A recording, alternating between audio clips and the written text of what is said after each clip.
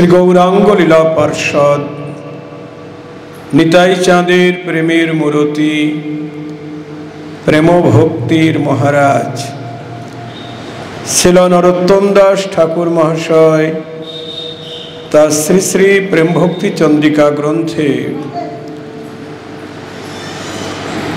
মঙ্গলাচরণের পরে আরেকটি মঙ্গলাচরণ গুরু প্রণামের পরে তিনি রূপ গোস্বামীর চরণে প্রার্থনা করছেন যে শ্রীচৈতন্য মনভীষ্টম স্থাপিতং যেন ভূতলে, অর্থাৎ যিনি চৈতন্য মহাপ্রভুর মনের অভিলষিত বিষয় জগতে স্থাপিত করেছেন, সেই রূপ গোস্বামীপাদ কবে আমায় তার চরণ সান্নিধ্য প্রদান করিবেন। জয় শ্রী রাধে।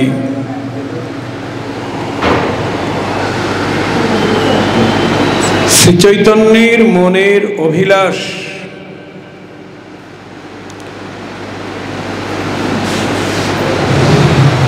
মনের অভিলাষ যদি প্রকাশ করে কেউ না বলে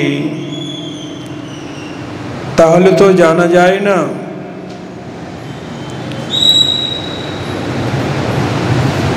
আপনার মনের কি অভিলাষ আপনি যদি প্রকাশ করে না বলেন আমি কি করে জানব?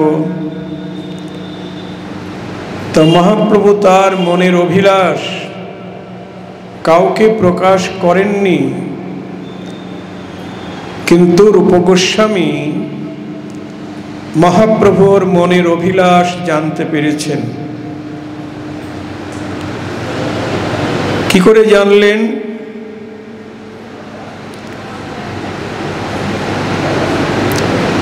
অনেক সময় হয় কি না বললেও জানা যায়। যেমন আমার মনের অভিলাষ কি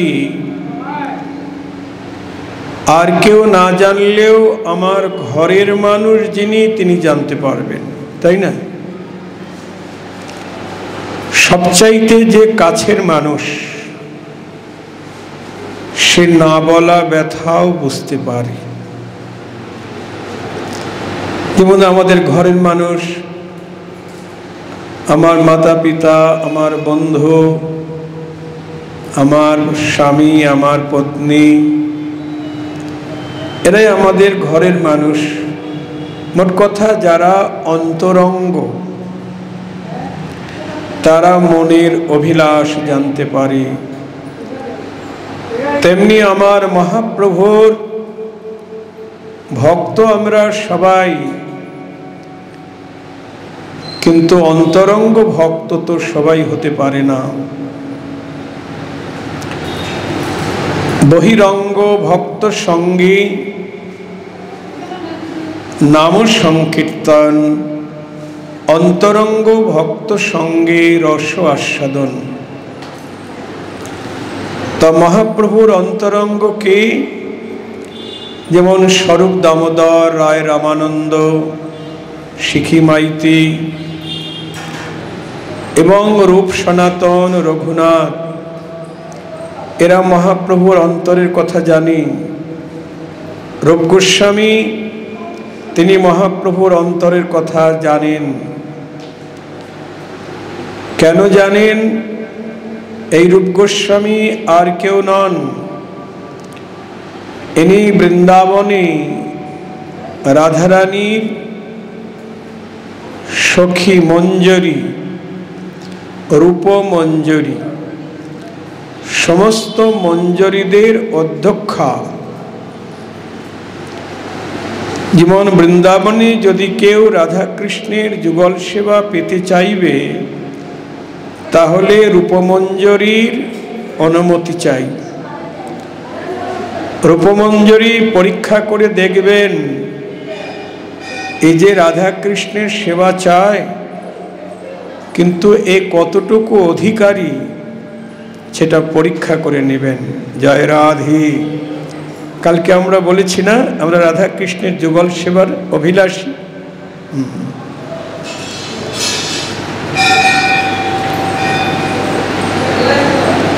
যেমন নরোত্তম ঠাকুর মহাশয় তার প্রেম ভক্তি চন্দ্রিকায় প্রার্থনা সঙ্গীতে এক জায়গায় বলেছেন, লোকনাথ প্রভু মোরে কবে সঙ্গে লইয়ে যাবে, শ্রীরূপ মঞ্জরীর করে মোরে সমর্পিবে। এই দেখুন, লোকনাথ গোস্বামী হলেন নরোত্তম ঠাকুরের গুরু। লোকনাথ ব্রহ্মচারী নয়, লোকনাথ গোস্বামী। তিনি বলছেন, লোকনাথ প্রভু মোরে কবে আমায় সঙ্গে লইয়ে যাবে, শ্রীরূপ মঞ্জরীর করে মোরে সমর্পিবে। এই শ্রীরূপ গোস্বামী বৃন্দাবনে রাধারানীর রূপমঞ্জরী, রাধারানীর রূপের মঞ্জরী। ওই যে বললাম, সমস্ত মঞ্জরীদের অধ্যক্ষা, তার পারমিশন ছাড়া কেউ রাধারানীর মন্দিরে চাকরি পাবে না। নিতাই গৌর হরি বল।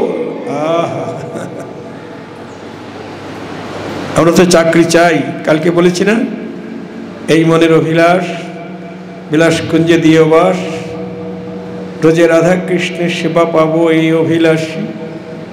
তাহলে চাকরি চাই, তাই না? যে কোনো একটা চাকরি, ফুল তোলা, মালা গাঁথা, তাম্বল রচনা, যে কোনো একটা চাকরি পেলেই জীবন ধন্য হয়ে যাবে। হরি বল। ওখানে চাকরি পাওয়া মানে সবচাইতে উত্তম চাকরি। এই প্রাকৃত জগতের যত মিনিস্টার ব্যারিস্টার থাক না কেন, রাষ্ট্রপতির পদও ওই চাকরির কাছে অতি তুচ্ছ। জয় রাধে।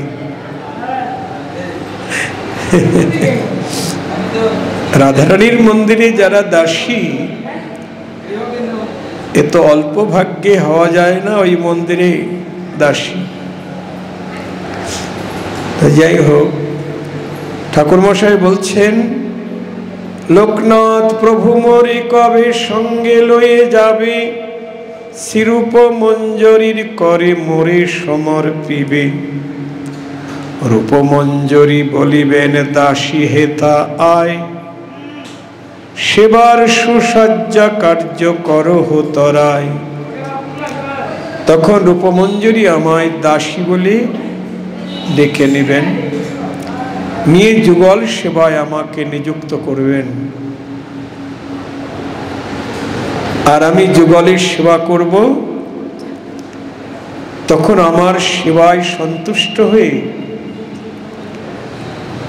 দোহে কহিবে না হাসি, কোথায় পাইলে রূপমঞ্জরী এই নবদাসী।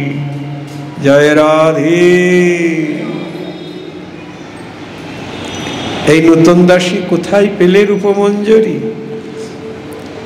রূপমঞ্জরী তখন দোহা বাক্য শুনি বলবেন, মঞ্জুলালি দিল মোরে এই দাসী আনি। যিনি লোকনাথ গোস্বামী, তিনি মঞ্জুলালি মঞ্জরী বলছেন, সেই মঞ্জুলালি মঞ্জরী এই দাসীকে এনে দিয়েছেন। জয় রাধে। রাধারানীর দাসী হতে পারলেই জীবন সার্থক হয়ে যাবে। এই জগতে তো আমরা সবাই দাস দাসী, তাই না? দাস মানে চাকর, আর দাসী মানে চাকরানী। কেউ সরকারের চাকর, কেউ কোম্পানির চাকর, যারা চাকরি করে চাকর বলে না। আর বিশুদ্ধ ভাষায় কি বলে যেন? অফিসার, প্রফেসর, এই সেই মিনিস্টার, অমুক তমুক, বিশুদ্ধ ভাষা। কিন্তু সবাই তো চাকর। তাহলে সংসারের চাকর তো আমরা সবাই। জয় রাধে। কিন্তু এখানে চাকরি করে কোনো লাভ নাই, সব ভূতের ব্যাগার। জয় রাধে। তাই রাধারানীর মন্দিরে চাকরি করতে হবে, যে কোনো চাকরি।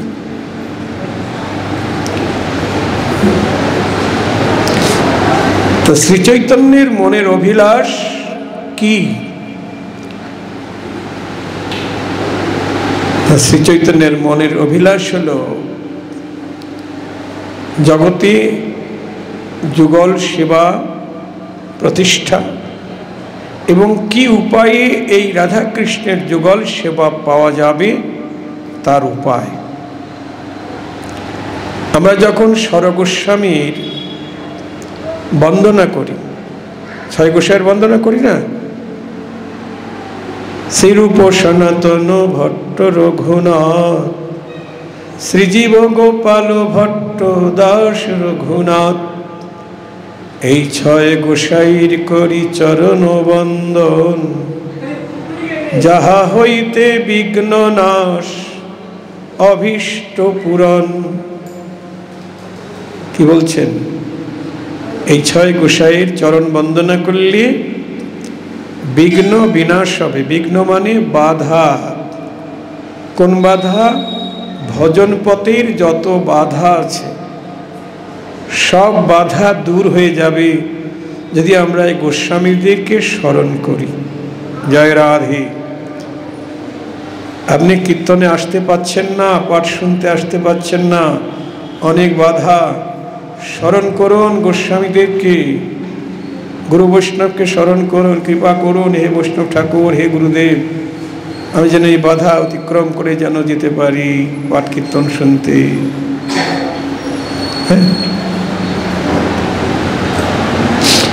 এই ছয় গোসাইয়ের করি চরণ বন্দন, যাহা হইতে বিঘ্ন নাশ অভীষ্ট পূরণ। অভীষ্ট পূরণ মানে অভিযুক্ত ইষ্ট। আমার অভিলষিত ইষ্টদেব মানে আরাধ্য কে? রাধা গোবিন্দের সেবা বা নিতাই গৌরের সেবা আমি পাব যদি এই রূপ সনাতন আদি গোস্বামীদের করুণা হয়। এই ছয় গোসাইর করি চরণ বন্দন, যাহা হইতে বিঘ্ন নাশ অভীষ্ট পূরণ, আকাঙ্ক্ষা পূর্ণ হবে। এই ছয় গোসাই যাবে ব্রজে কইলেন বাস। তারপর রাধা কৃষ্ণের নিত্য লীলা করিলেন প্রকাশ। নিতাই গৌর হরি বল। দেখুন, এই গোস্বামীগণ মহাপ্রভুর আদেশে রাধা কৃষ্ণের নিত্যলীলা জগতে প্রকাশ করেছেন। নাহলে আমরা পেতাম না, রাধা কৃষ্ণের লীলা আমরা কোথাও পেতাম না, শুনতে পেতাম না। রাধা কৃষ্ণ যে আমাদের আরাধ্য, আমাদের ইষ্ট, ভজনীয়, এটা আমরা জানতে পারতাম না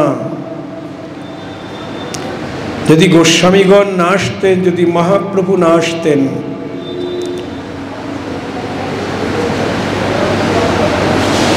এই ছয় গোসাই যাবে ব্রজে কইলেন বাস, রাধা কৃষ্ণের নিত্য লীলা করিলেন প্রকাশ।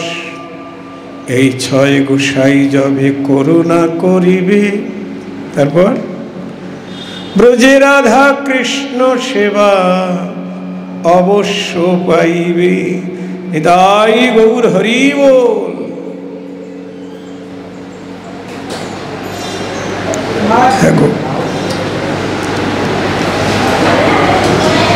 আমাদের গোস্বামীদের আনুগত্যে ভজন। আপনাদের মত কোনটা? কি মত বলতে হবে? গোস্বামী মত। হ্যাঁ, গোস্বামীদের আনুগত্যে আমাদের ভজন। কালাচাঁদ মত নয়, মাঝবাড়ি চিন্তামণির মত নয়, আমাদের অন্য কোনো মত নয়, গোস্বামী মত। শ্রীরূপ গোস্বামীর আনুগত্যে ভজন বা রূপানুগ ভজন। রূপ গোস্বামী মহাপ্রভুর আদেশে এই যুগল সেবার প্রবর্তন করলেন। জয় রাধে।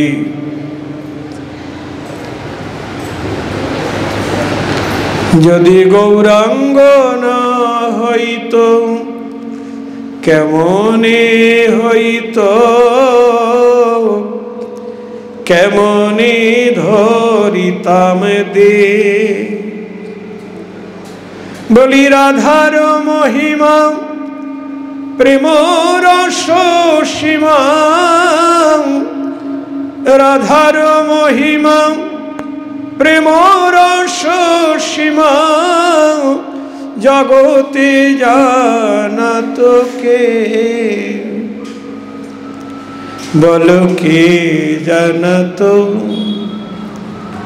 রাধার মহিমা? কে জানাত? আমার গৌর যদি নাই আসিত, রাধার মহিমা কে জানাত? আমার গৌর যদি নাই আসিত। রাধার মহিমা প্রেম রস সীমা, প্রেম রসের শেষ সীমা রাধার মহিমা। যত প্রকার প্রেম আছে, দাস্য সখ্য বাৎসল্য মধুর, সকল প্রেমের সীমা রাধার প্রেম। কালকে বলেছি যে রাধার দেহটা প্রেম দিয়েই করা, প্রেম গাঢ় হয়ে ভাব, ভাব গাঢ় হয়ে মহাভাব, সেই মহাভাবের মূর্তি রাধা ঠাকুরানী। জয় রাধে।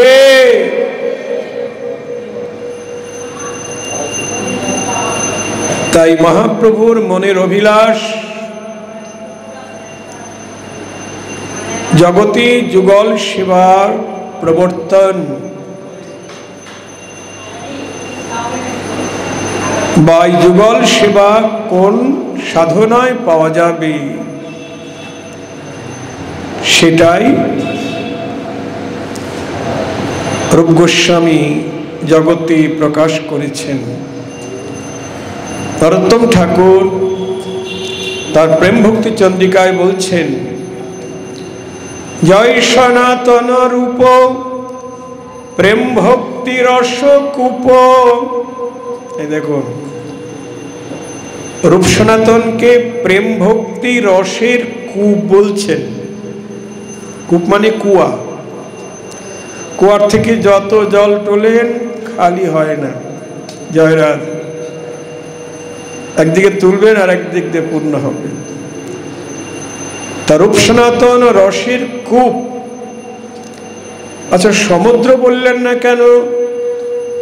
না, সমুদ্রে তো বাইরে থেকে নদী নালা থেকে জল এসে সমুদ্রে পতিত হয়, আর কুয়ার মধ্যে কোনো জল যেতে পারে না। জয় রাধে, নিতাই গৌর হরি বল, বিশুদ্ধ জল। এই জন্য কুয়ার জলটা গোবিন্দের সেবায় লাগে। জয় সনাতন রূপ প্রেম ভক্তি রস কূপ, যুগল উজ্জ্বলময় তনু। তাদের দেহ যুগল উজ্জ্বলময় তনু, তনু মানে দেহ। রূপ সনাতনের দেহটা যুগল রস দিয়েই গড়া, রাধা কৃষ্ণের প্রেম দিয়েই গড়া।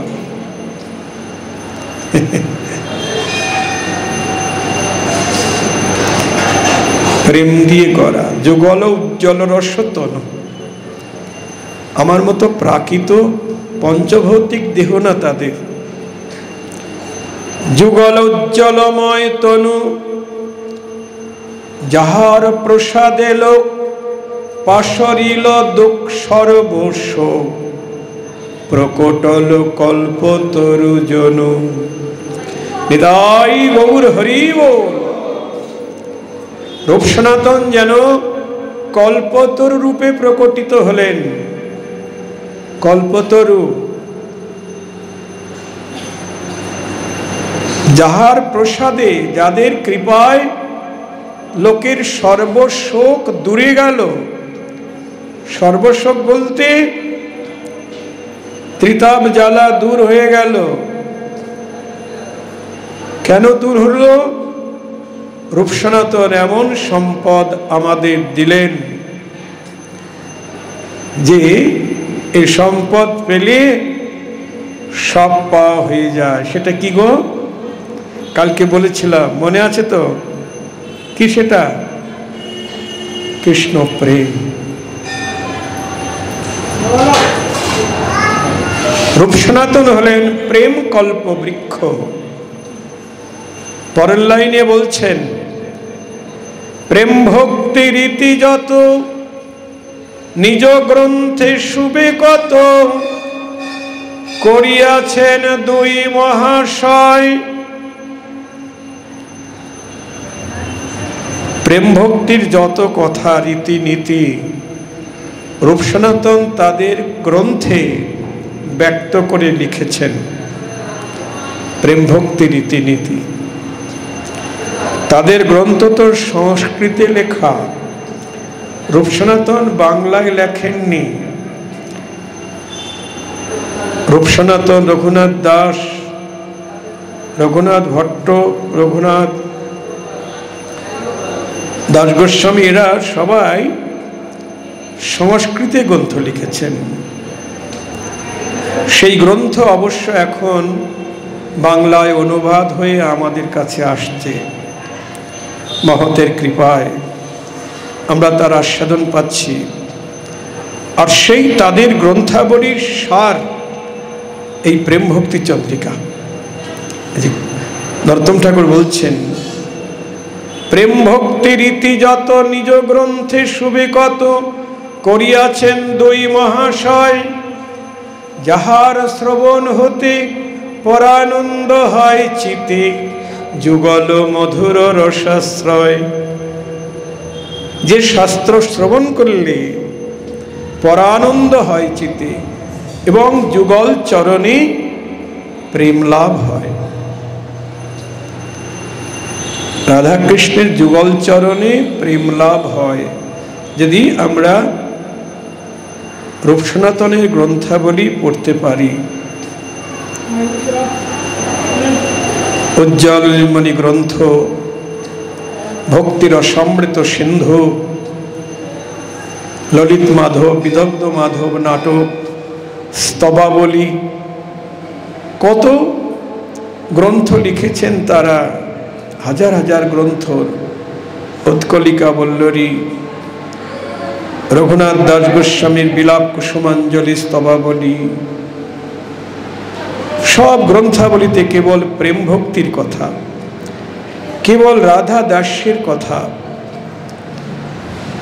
রাধা দাস্য না হলে রাধা কৃষ্ণের যুগল সেবা পাওয়া যাবে না। মহাপ্রভু নিজে আচরণ করে শিখিয়েছেন। আমরা তো জানি মহাপ্রভুর স্বরূপটি হলো রাধা এবং কৃষ্ণের মিলিত স্বরূপ, তাই না? গৌরহরি কে গো? রাধা কৃষ্ণের মিলিত বিগ্রহ। স্বরূপ দামোদর গোস্বামী তার কর্চায় লিখেছেন,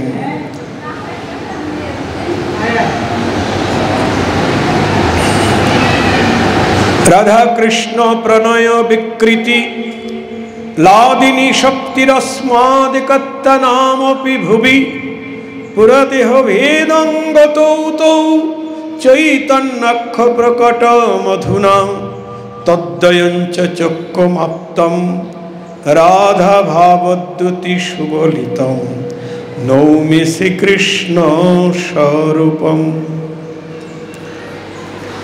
এর অনুবাদে কৃষ্ণদাস কবিরাজ গোস্বামী বলছেন, রাধা কৃষ্ণ এক আত্মা দুই দেহ ধরি অনন্য বিলাসী রস আস্বাদন করি। আমরা রাধা কৃষ্ণের দুটি দেহ দেখতে পাই, কিন্তু রাধা কৃষ্ণের আত্মা একটি। জয় রাধে। অন্য কোনো ভগবৎ স্বরূপের দুই দেহ এক আত্মা বলেনি। লক্ষ্মীনারায়ণ, রাম সীতা, এমনকি কোনো দেবতা হর পার্বতীর ক্ষেত্রেও বলেনি দুই দেহ এক আত্মা। একমাত্র রাধা কৃষ্ণের ক্ষেত্রেই বলা আছে রাধা কৃষ্ণ এক আত্মা দুই দেহ ধরি অনন্যে বিলাসী রস আস্বাদন করি। তাদের দুজনের আত্মা যে একটি, এটা আমার রাধারানী তিনি দুঃখ করে বলেছেন, সখী, সখীদের কাছে বলছেন, সখী আমার বধূর সঙ্গে আমার কেমন ভালোবাসা জানিস? আজকে থেকে না, আমি যখন সুতিকা মন্দিরে আতুর ঘরে, তা আমি তো অন্ধ হয়ে জন্মেছি, মানে চোখে দেখি না, কোনো অভিশাপে নয়, অনুরাগে। অনুরাগে নয়ন মুদিত করেছিলেন রাধারানী। নয়ন মেলে আর কিছু দেখবে না গোবিন্দ ছাড়া। জয় রাধে। যখন আমারও জন্ম হইল নয়ন মুদিয়া রই। আমার মায়ের খুব দুঃখ, সামনে আসছে রাধাষ্টমী ব্রত, তাই না? জন্মাষ্টমীর পরে রাধাষ্টমী। হরি বল। ওই দিন জন্মলীলা কীর্তন হয় বা জন্মলীলা পাঠ হয় রাধারানী। তা রাধারানী বলছেন, যখন আমার জন্ম হইল নয়ন মুদিয়া রই। আমার মায়ের খুব দুঃখ। মা যশোদাকে খবর দিয়েছেন যে মা যশোদাকে বলেছেন একবার আমার মেয়েকে দেখে যাবি। যশোমতী মা এসেছেন, আসার সময় তার পুত্ররত্ন মায়ের কোলে উঠে এসেছেন। জয় রাধে। রাধারানীর থেকে বয়সে একটু বড় গোবিন্দ। এ জগতের লোকে অবশ্য বলে যে কৃষ্ণের বয়স ছোট, রাধারানী বয়সে অনেক বড়, সে তার মামি, অতএব অনেক বড়। না না না, মামার সঙ্গে বিয়ে হওয়ার আগেই ওনার সঙ্গে প্রেম হয়েছে। জয় রাধে। এই যে শুনুন আপনারা, নিত্য বয়স, কৃষ্ণের বয়স 15 বছর 9 মাস 7 দিন, আর রাধারানীর বয়স 14 বছর 2 মাস কয়েকদিন, 15 দিন। তাহলে মোটামুটি 1 বছর কয়েক মাসের ছোট আমার রাধারানী গোবিন্দের থেকে। এটা নিত্য বয়স। তো গোবিন্দ মা যশোমতীর কোলে উঠে এসে গেছেন কীর্তিদার মন্দিরে। কীর্তিদা মা মানে রাধারানীর মা কীর্তিদা আর যশোদা দুইজন মিলে কথাবার্তা বলছেন। এদিকে চতুরের শিরোমণি মায়ের কোল থেকে আস্তে আস্তে নেমে চলে গেছে। কোথায় গো? সেই সুতিকা মন্দিরে যেখানে রাধারানী শুয়ে আছে। গিয়ে বুকে হাত দিয়ে বলছে, এই আমি এসেছি, দেখো আমাকে। কিন্তু রাধারানী তো তাকাচ্ছে না। তখন গোবিন্দ তার চোখের উপর হাত দিলেন। যেই হাত দিলেন অমনি নয়ন মেলে পরাণ বধূ দেখিল। নয়নে নয়নে মিলন হলো, নয়নে মেলে পরাণ বধূ দেখিল।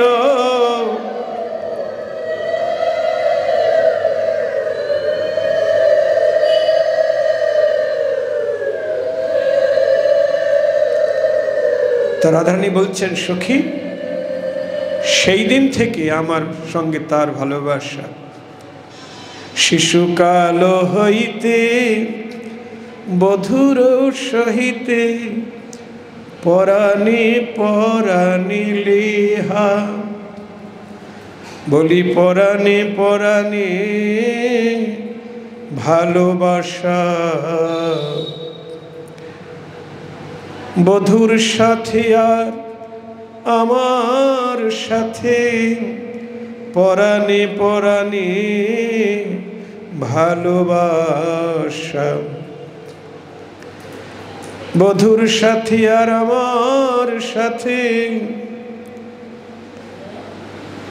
শিশুকাল থেকে তার পরাণ আর আমার পরাণ একাকার হয়ে গেছে। পরাণ মানে প্রাণ, আত্মা। হরি বল। শিশুকাল হইতে বধুর সহিতে পরাণে পরাণে নেহা। তোরা আমাদের দুটি দেহ দেখছিস, কিন্তু আমাদের দুজনার প্রাণ একটি, আমাদের দুজনার আত্মা একটি। কিন্তু কি জানি কি লাগি কবি গরল, কি জানি কি লাগি কবি গরল, ভিন্ন ভিন্ন করি দেহা, ভিন্ন ভিন্ন করি দেহা। কিন্তু বিধাতা যে কেন আমাদের দেহ দুটি করে দিল, বিধিযোগ্য সৃজন জানে না রে।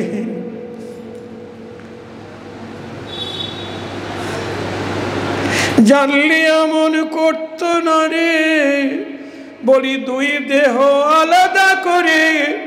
জানলে এমন করত না রে, বিধিযোগ্য সৃজন জানে না রে। বিধাতা যদি সৃজন জানতো তাহলে আমাদের দুটি দেহ করে দিত না। আমাদের দুজনের প্রাণ যেমন একটি, দেহ একটি করে দিত। জয় রাধে। মহাজন বললেন, রাধে দুঃখ করো না। বলি আশা পূরণ হবে নদিয়ায়, বলি নদিয়ায় বাঞ্ছা পূর্ণ হবে। দুই অঙ্গী এক অঙ্গ হবে, নদিয়ায় গিয়ে গৌর হবে। দুই অঙ্গী এক অঙ্গ হবে, নদিয়ায় বাঞ্ছা পুরাণ হবে। এই দেখুন, তাই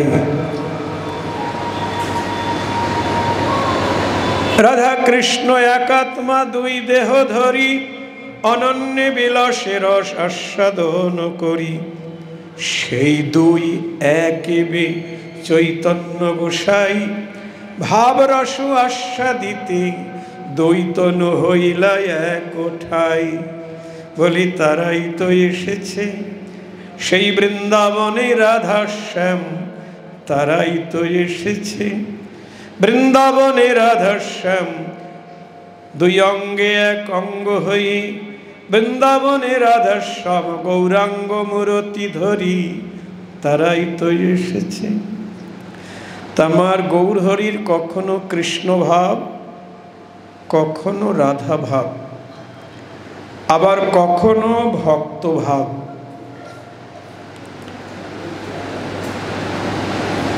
কখনো রাধার দাসী অভিমান।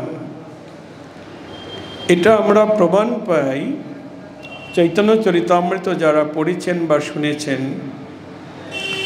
চৈতন্য চরিতামৃতে অন্তলীলায় আছে, মহাপ্রভু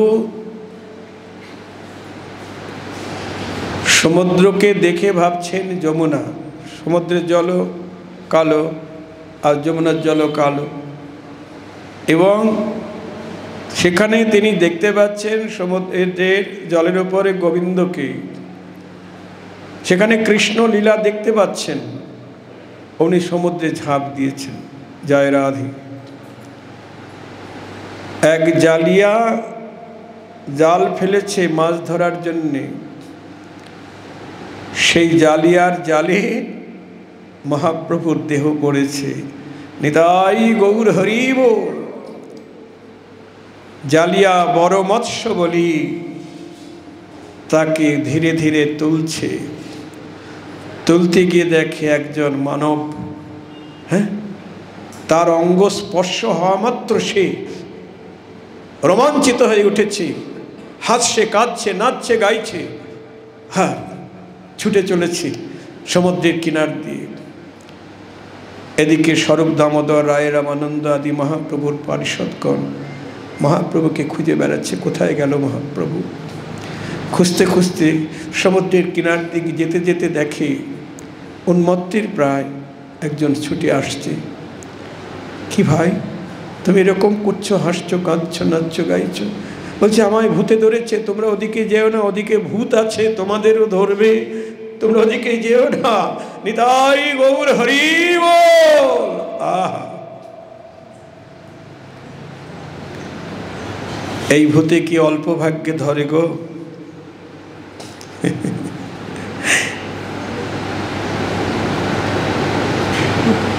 গৌর আপনে পাগল বলে হরি বল, লোকেরে পাগল করে, কিবা পুরুষ নারী পাছু না বিচারি, পাগল হইয়া মরে, তারা পাগল হইয়া মরে। কি বলছেন? আপনারা ঘর ছেড়ে এখানে এসেছেন কেন? পাগল হয়ে গেছেন, তাই না? ঘরে থাকতে পারেননি, গৌর প্রেমে পাগল।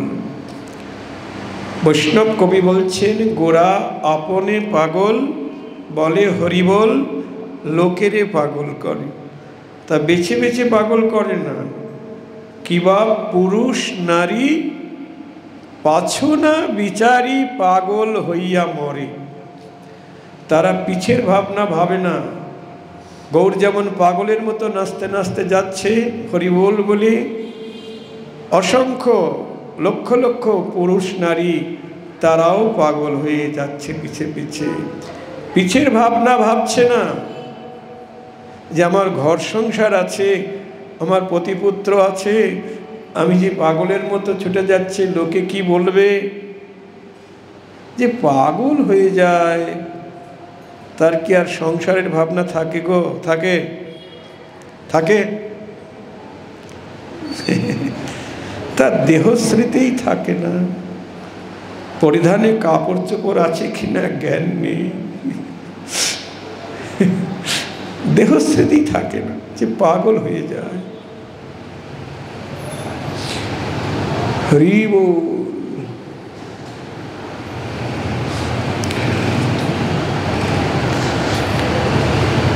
এই যে প্রেম ভক্তি চন্দ্রিকা গ্রন্থ,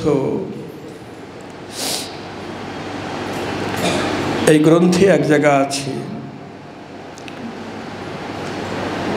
আমাদের নবদ্বীপের কাছে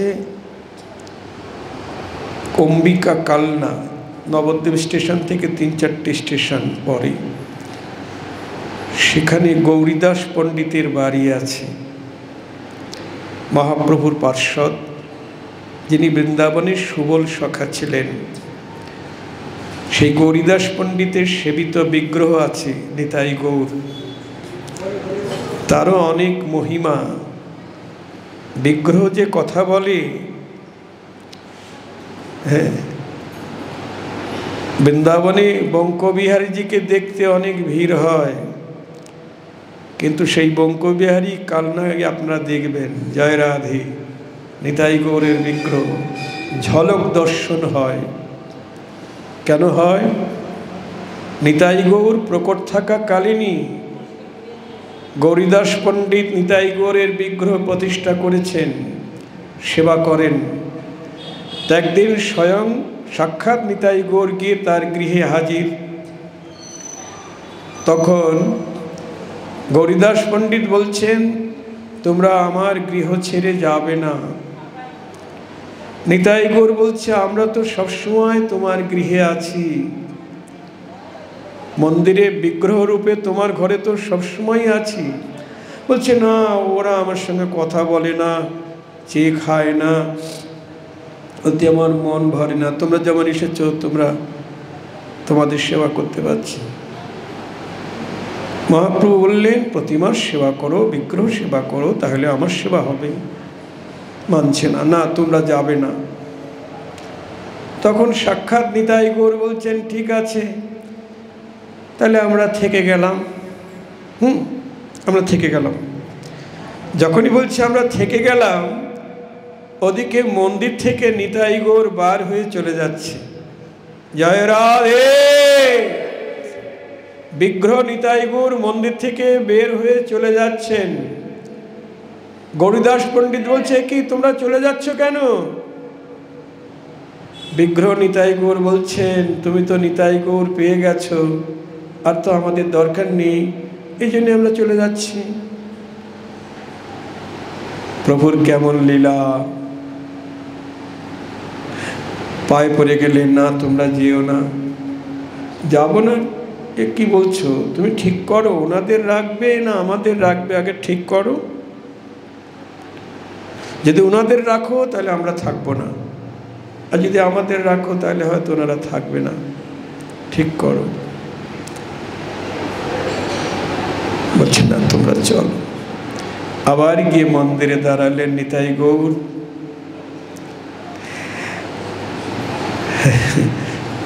মহাপ্রভু নিত্যানন্দ বলছে, গৌরীদাস, বিগ্রহ কথা বলল, বিগ্রহ কথা বলল।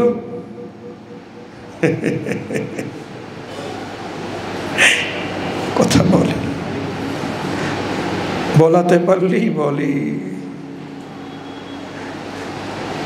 প্রতিমার সেবা করো, প্রতিমার সেবা করলে আমার সেবা হবে। কিন্তু যারা অপসম্প্রদায়, তারা বিগ্রহকে মানে না, তারা বলে আমরা সাক্ষাৎ সেবা করি। সাক্ষাৎ মানে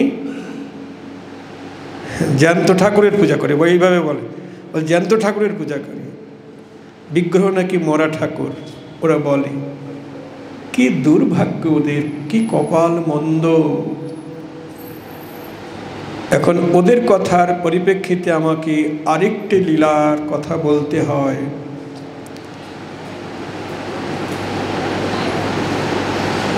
রাধারানী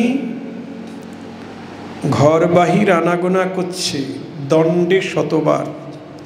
এক দণ্ড মানে 24 মিনিট, 24 মিনিটে এক দণ্ড, তো শতবার ঘর আর বাহির আনাগোনা করছে। রাধারানীকে চঞ্চলা দেখি সখীরা বলা বলি করছে, আরে আমাদের রাধারানীর কোনো ব্যাধি হলো? আগে তো এমন ছিল না। রাধে, তুই অমন করছিস কেন? তখন রাধারানী কিচ্ছু বলছি না। আমাদের কাছে বল তোর কি ব্যাধি, আমরা ব্যাধির কারণ জেনে ঔষধ দিয়ে সারিয়ে দেব।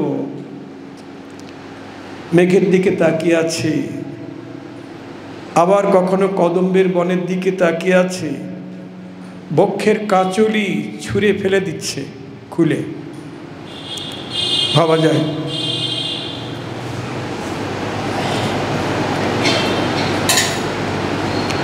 রাধার কি হলো অন্তরে ব্যথা,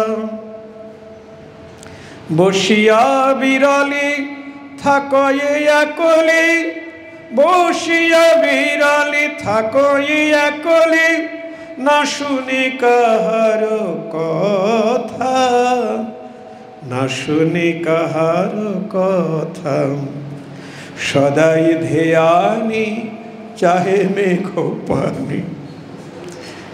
কি কহে দুহাত তুলি, মেঘের দিকে তাকিয়ে দুহাত তুলি কি যেন বলছে। কি বলছে?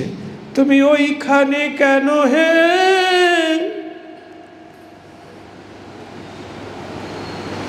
এসো আমার বুকে এসো, ওহে আমার পরাণ বধূ, এসো আমার বুকে এসো, তুমি ওইখানে কেন হে।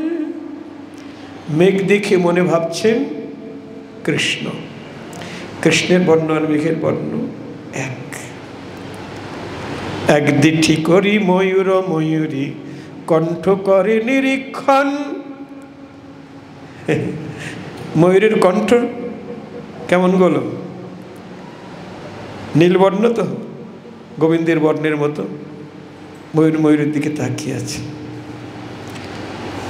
কদম্বের বনে তাকিয়ে আছে। সখীরা যখন পীড়াপিড়ি করছে, তোর কাদা বদন আমরা সইতে পারছি না, একবার বল কি ব্যাধি হয়েছে। তখন রাধারানী বলছেন, কুলবতী তিন পুরুষে ভেল আরতি, জীবনে কি সুখ লাগি সখী রে, জীবনে কি সুখ লাগি, বল কি সুখ আছে রে, তিন পুরুষে ভালোবেসে জীবনে কি সুখ আছে রে।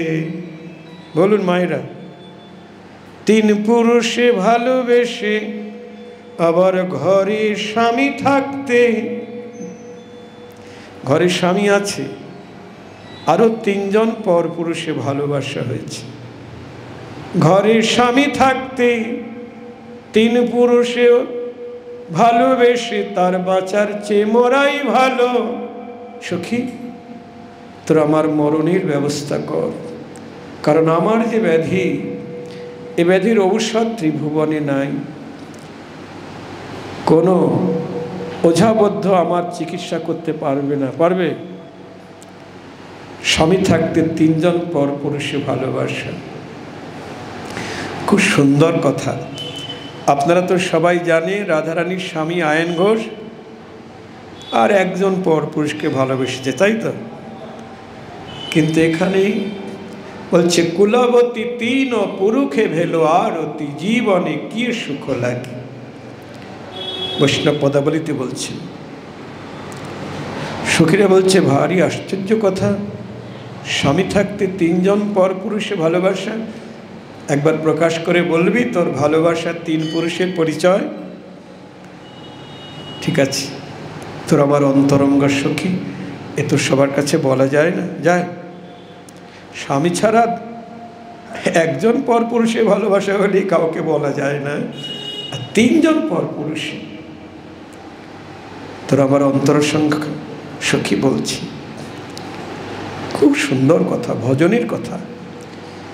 পहिले শুনিল হাম শ্যামে দোয়া খরো, তৈক্ষণে মন চুরি গেল, চুরি গেল গেল, বলি চুরি করিল রে, শ্যাম নামে মন আমার চুরি করিল রে, শ্যাম নামে মন আমার। সখী আমি যেন কেমন হলাম, শ্যাম নামে মন আমার চুরি করিল রে, তৈক্ষণে মন চুরি গেল, চুরি গেল। প্রথমে শ্যাম দুটি অক্ষর যুক্ত একটি নাম শুনলাম, ওই কানের ভিতর দিয়ে প্রবেশ করে মর্মমূলে আঘাত করি, আমার মনরত্ন চুরি করে নিয়ে চলে গেল। আচ্ছা, আর দ্বিতীয় পুরুষ? না জানিয়ে কোছু মুরলি আলাপই, না জানিয়ে কোছু মুরলি আলাপই, চমকই শ্রুতি হরি নীল, হরি নীল নীল, আমায় পাগলিনী করিল।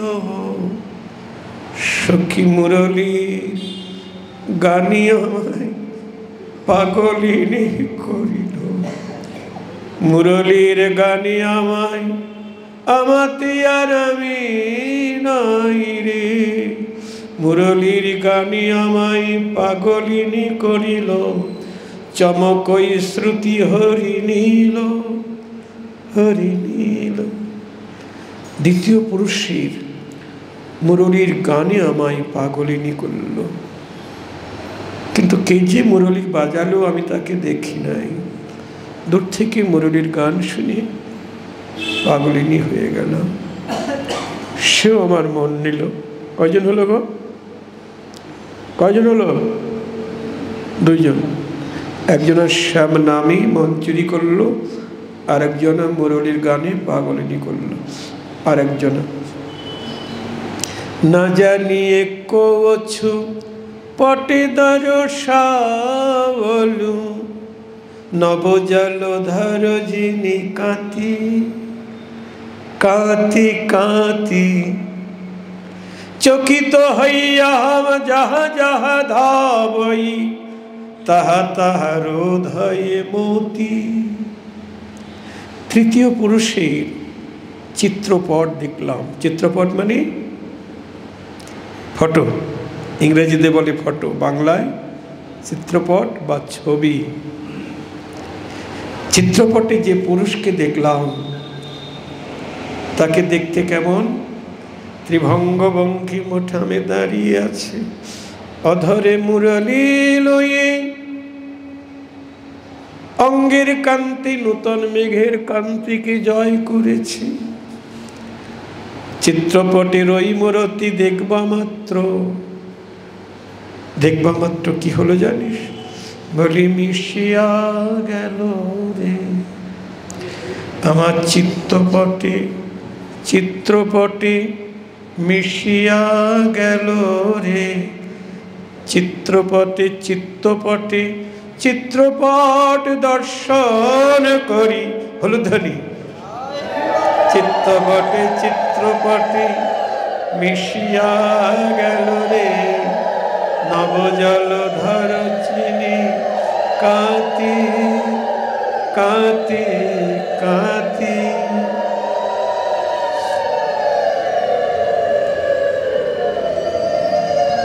তাহলে তিনজন হলো তো, হ্যাঁ তিনজন হলো তো। প্রথম পুরুষের শ্যাম নাম শুনে শ্যাম নামে মন চুরি করলো। দ্বিতীয় পুরুষের মুরলীর গান পাগলিনী করলো। আর তৃতীয় পুরুষের চিত্রপট আমার চিত্তপটে দর্শন করে চিত্তপটে লগ্ন হয়ে গেল, একাকার হয়ে গেল। বল সখী, ঘরে স্বামী থাকতে যদি তিনজন পর পুরুষে ভালোবাসা হয় তার জীবনে বেঁচে থেকে কি লাভ? মরণ মানিয়ে বহুত ভাগী। আমার মৃত্যুর উপায় কর গো সখী, যাতে সহজে মরিতে পারি। আমার মৃত্যুর উপায় কর গো সখী, যাতে সহজে মরিতে পারি। জীবনে বাঁচিবার আর স্বাদ নাই রে। এ কথা বলা যায় না, শোয়া যায় না। বলা যায়, শোয়াও যায় না। এ ব্যাধির ঔষধ ত্রিভুবনে মেলে না, তাই মরণই মঙ্গল। তোর আমার মরণের ব্যবস্থা কর। তখন বৈষ্ণব কবি গোবিন্দ দাস কবিরাজ, তিনি রাধার দাসী বা মঞ্জরী স্বরূপে বলছেন, রাধে তুমি এই দাসীর কথা বিশ্বাস করো, তোমার না বুঝতে ভুল হয়েছে। কি বলছিস? আমার ভুল হয়েছে? বলছে হ্যাঁ, তুমি যে তিন পুরুষকে ভালোবেসেছ ও তিন পুরুষ নয়। তবে গোবিন্দ দাসে কহে শুনো সুন্দরী, অভয়ে করহ বিশ্বাস। তুমি আমার কথা অভয়ে বিশ্বাস করো। যা করো নাম মুরলীর অবতা করো, শোভেল পটে পরকাশ। বলি একেই তিনার, তিনে একে রে। বলি যেই নাম সেই কৃষ্ণ, সেই কেলে সোনার মুরলীর গান। যেই নাম সেই কৃষ্ণ, কেলে সোনার মুরলীর গান। একেই তিনার, তিনে এক রে।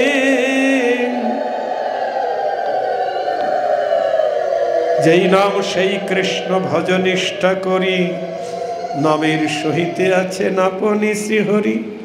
তুমি যার নাম শুনেছ তারই বাঁশির গান শুনেছ, তারই চিত্রপট দেখেছ।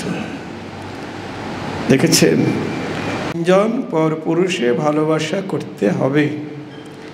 ঘরে স্বামী থাকবে, কিন্তু তিনজন পর পুরুষ মানে কৃষ্ণ নামের সঙ্গে ভালোবাসা, কৃষ্ণের মুরলীর গানের সঙ্গে ভালোবাসা, মানে হরিনামের ধ্বনির সঙ্গে, আর চিত্রপট বা বিগ্রহ। সহজিয়ারা যেটা বলছেন ওটা জ্যান্ত নয়, আমরা জ্যান্ত বিগ্রহ সেবা করি। গুরুদেবকে জ্যান্ত বিগ্রহ বলে, আর গুরুদেবকে আমিষ দেয়, ওগুলি গুরুদেবও খায় আর ওরাও সেই প্রসাদ খায়। বলুন ওটা কি প্রসাদ? না, গোবিন্দ নিবেদন না করলে প্রসাদ হয় না। আমার নিতাই গৌরকে নিবেদন না করলে প্রসাদ হয় না। আমাদের নিয়ম আছে গৌড়ীয় সম্প্রদায়ে, বৈষ্ণব সম্প্রদায়ের নিয়ম, স্বরগোস্বামীদের অনুমোদিত এই গৌড়ীয় সম্প্রদায়। 4 বার মানে নিবেদন হবে। প্রথমে নিতাই গৌর, সীতানাথ এবং কৃষ্ণকে, এই 4 জনকে নিবেদন করতে হবে, বাইরে আসতে হবে। আবার ভিতরে ঢুকে তাদের আসমন দিতে হবে। আর গৌরহরির প্রসাদ গদাধর শিবাসাদি ভক্তদেরকে নিবেদন করতে হবে। আর কৃষ্ণের প্রসাদ রাধারানী এবং সখীদেরকে দিতে হবে। আবার বাইরে আসতে হবে। তৃতীয়বার গিয়ে তাদের আসমন দিতে হবে। গৌরের প্রসাদ গোস্বামীদেরকে দিতে হবে, ওই যে স্বরগোস্বামী বা অষ্টগোস্বামী বললাম, তাদেরকে দিতে হবে। আর রাধারানীর প্রসাদ রূপমঞ্জরী আদি মঞ্জরীগণকে দিতে হবে। যারা নবদ্বীপে গোস্বামী তারাই বৃন্দাবনে রূপমঞ্জরী আদি মঞ্জরী। রাধারানীর প্রসাদ তাদের দিতে হবে। তৃতীয়বার গেল, চতুর্থবার গিয়ে তাদের আসমন দিয়ে এবার গৌরহরির প্রসাদ গুরুবর্গকে দিতে হবে, যে গুরু পরম্পরা আছে তাদেরকে দিতে হবে। আর রাধারানীর প্রসাদ গুরু মঞ্জুরিদেরকে দিতে হবে। এইভাবে 4 বার নিবেদন হবে। তাহলে কি হবে? মহা মহা মহা মহা মহা মহা প্রসাদ। সেই প্রসাদ খেলে তবে তো ভক্তি লাভ হবে।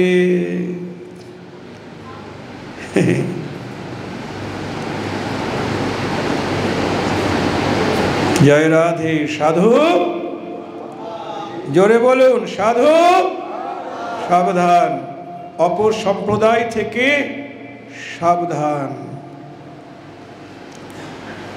খুব মূল্যবান কথা। সব থাকবে, দুষ্ট লোক থাকবে, অপসম্প্রদায় থাকবে, ওরা শুক্রাচার্যের দল। হ্যাঁ, বলি মহারাজ যখন বামনদেবের চরণ ধৌত করতে যাবেন বা হাতে জল নিয়ে প্রতিজ্ঞা করবেন, তখন নিষেধ করছে ওনাকে কোনো দান দিতে যেও না তুমি। শিষ্যকে বলছেন, বলি মহারাজকে, ও আর কেউ নয়, ওটা নারায়ণ ছলনা করে তোমার কাছে এসেছে বামন রূপে, তোমার সব কেড়ে নেবে। বলি মহারাজ ভাবছেন, এতদিন তো মানুষকে দান করেছি, অন্য সবাইকে দিয়েছি, আজকে যদি স্বয়ং ভগবান আমার কাছে দান নিতে আসে, তাকে যদি দান দিতে পারি তবেই তো আমার জীবন ধন্য হবে। তাই গৌর হরি বল। তাই গুরুদেবের বাক্য শুনছেন না। জল ঢালতে গেছে, ঝাড়ির জল পড়ছে না, তার মানে শুক্রাচার্য ওর মধ্যে ঢুকেছে, ঝাড়ির নালের মধ্যে, জলের ঝাড়ির নালের মধ্যে ঢুকেছে শুক্রাচার্য। অসুরের গুরু তো, তারও আসুরিক স্বভাব। তখন বামন অবতার তো বুঝতে পেরেছেন, বলছে কিছু একটা ঢুকে আছে, একটু কাঠি দিয়ে খোঁচা দাও, তাহলে জল পড়বে। যেই খোঁচা দিয়েছে, শুক্রাচার্যের চোখ কানা হয়ে গেছে। নিতাই গৌর হরি বল। তা বলি তো ত্রিপাদ ভূমিচ্ছলে বলি সর্বস্ব নিয়ে নিলেন। তখন শুক্রাচার্য বলেছিলেন বামন ভগবানকে, তুমি আমার শিষ্যটাকে নিয়ে নিলে, আমার শিষ্যের সর্বনাশ করলে, কলিযুগে আমিও তোমার শিষ্যদের সর্বনাশ করব। জয় রাধে। এই কলিযুগে যারা অপসম্প্রদায়,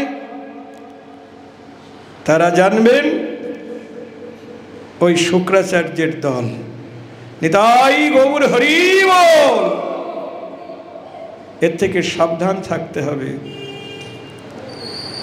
অনেক লোভ টোপ দেখাবে, কিন্তু লোভে পড়লে হবে না। তা যাই হোক, তারা বিগ্রহকে মানে না। তা বিগ্রহ যে কথা বলে, অদ্বৈত আচার্য ওরা তুলসীকেও মানে না, সহজিয়ারা তুলসীকে মানে না। কীরকম দুর্ভাগ্য! কিন্তু কলিযুগ পাবনাবতার গৌর হরিকে অদ্বৈত আচার্য কি দিয়ে এনেছে গো? কি দিয়ে এনেছে? বেলপাতা দিয়ে?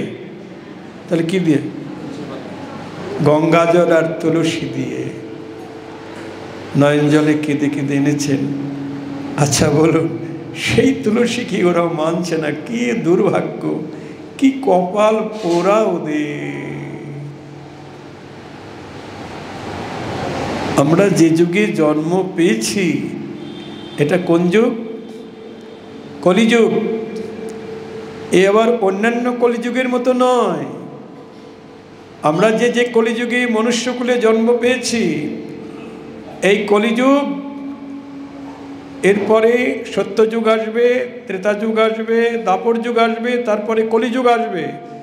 কিন্তু সেই কলিযুগে গৌর হরি আসবেন না। সেই দাপর যুগে স্বয়ং ভগবান কৃষ্ণ আসবেন না।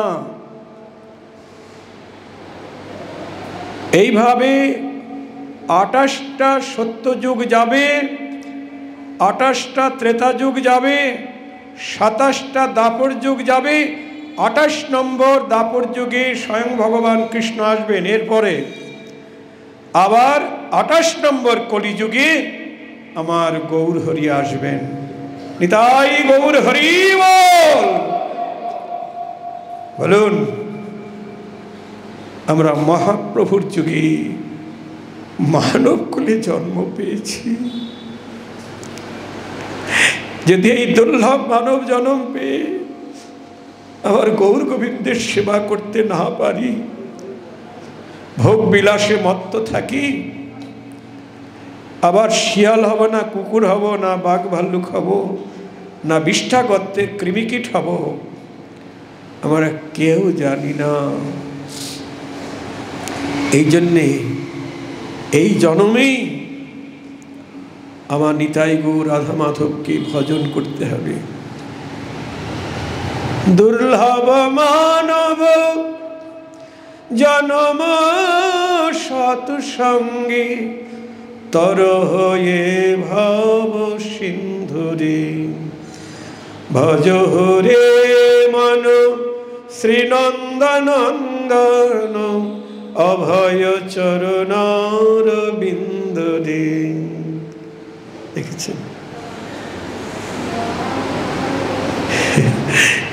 নরোত্তম ঠাকুর বলছেন, হরি হরি বিফলে জনম গোয়াইন, মনুষ্য জনম পাইয়া রাধা কৃষ্ণ না ভজিয়া, জানিয়া শুনিয়া বিষ খাইনু, গোলকের প্রেমধন হরিনাম সংকীর্তন, রতি না জন্মিল কেনে তাই, সংসার বিষানলি দিবানিশি হিয়া জলে, দুরাইতে না কইনু উপায়। নিতাই গৌর হরি বল। আর দেরি নয়, যারা এখনো সদ্গুরুর চরণ আশ্রয় করতে পারেন নাই, খুব তাড়াতাড়ি সদ্গুরুর চরণ আশ্রয় করে ভজনে নিযুক্ত হতে হবে। যারা ভুল করে অন্য মার্গে চলে গেছেন, তারা ভুল করে অন্য পথে চলে গেছেন, বৃন্দাবন যাবেন, তাহলে এখান থেকে তো বৃন্দাবনের ট্রেনে উঠতে হবে নাকি? কাছাড় থেকে, শিলচর থেকে যে ট্রেন বৃন্দাবনে যাচ্ছে গুয়াহাটি হয়ে, সেই ট্রেনে যেতে হবে।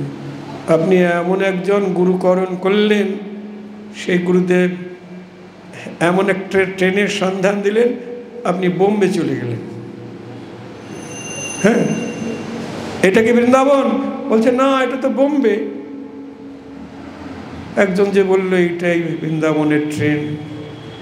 এইভাবে ঘুরতে ঘুরতেই সারা জীবন যাবে। জয় রাধে। এই জন্যে সঠিক সন্ধান জানতে হবে।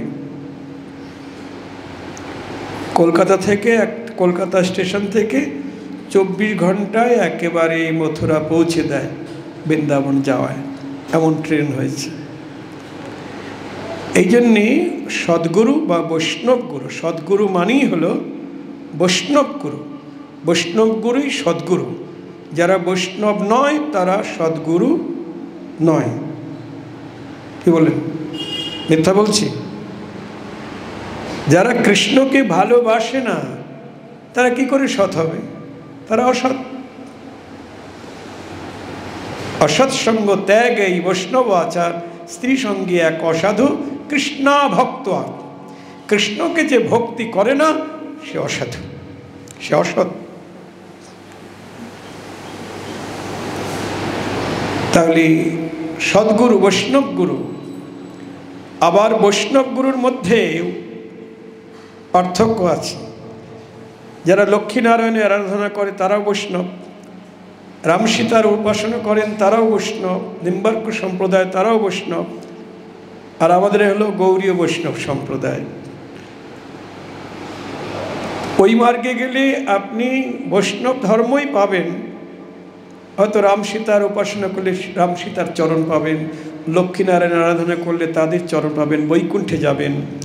কিন্তু ব্রজে রাধা কৃষ্ণের যুগল সেবা পেতে গেলে গৌড়ীয় বৈষ্ণব সম্প্রদায়ের আনুগত্য স্বীকার করতে হবে। জয় রাধে। আমরা ভুল করে বহু পথে মতে চলে যাচ্ছি। সাধু, জোরে বলুন। হ্যাঁ, স্বজাতীয় সাধুসঙ্গ করতে হবে, স্বজাতীয় বৈষ্ণব গুরুর চরণ আশ্রয় করতে হবে। আবার অনেকে মালা তিলক পড়ছে, কিন্তু ওই যে বললাম সহজিয়ামত, এদের থেকেও সাবধান হতে হবে। খুব যাচাই করতে হবে, যাচাই করে নিতে হবে। কালকেও বলেছি আমি, যাচাই করে না নিলে ঠকতে হবে। নরোত্তম ঠাকুর বলছেন, সাধন শরণ লীলা ইহাতে না করো হেলা, কাই মনে করো সুসার, অসৎসঙ্গ করো ত্যাগ, ছাড়ো অন্য গীত রাগ। অসৎসঙ্গ ত্যাগ করতে বলছেন। অসৎসঙ্গ করো ত্যাগ। যে সৎ নয় সেই অসৎ, তাই তো? যে গোবিন্দকে ভালোবাসে না সে কি অসত্য? সে আমার ছেলে হোক, মেয়ে হোক, স্বামী হোক, স্ত্রী হোক, সে অসৎ। জয় রাধে। যত বড় আপনজনী হোক সে অসৎ। সে সংস্পর্শ থেকে কি করতে হবে সেটা নিজের ব্যাপার, আমি তো বলতে পারি না। বৈষ্ণব কবি বলে দিলেন, বৃথাই সেবিনু কৃপণ দুর্জন। তাই বলছেন, করহ ভকত সঙ্গ, অসৎসঙ্গ কর ত্যাগ, ছাড়ন্য গীতরাগ, জ্ঞান কর্ম পরিহরি দূরে। যারা জ্ঞানকাণ্ডের সাধক, যারা কর্মকাণ্ডের সাধক, তাদের থেকে দূরে থাকতে হবে। জয় রাধে। কর্মকাণ্ড কাকে বলে? যারা বেদাচারজনিত ধর্মকর্ম করে। কালকে বলেছিলাম, বিভিন্ন দেবদেবতার আরাধনা করা মানেই ওটা কর্মকাণ্ড। জামাই ষষ্ঠী আসছে তো না সামনে, কি 60 60 60, তারপর কি যেন 60 স্বামী বেঁচে থাক। কোনো ষষ্ঠী আপনার জামাই মেয়েকে রক্ষা করতে পারবে না, একমাত্র রক্ষক আমার গোবিন্দ। আজকে সেটাই বলবো শেষে। আজকে তো নৃসিংহ চতুর্দশী, হ্যাঁ গো, তার কথা না বললে তো হবে না, একটু পরে বলছি।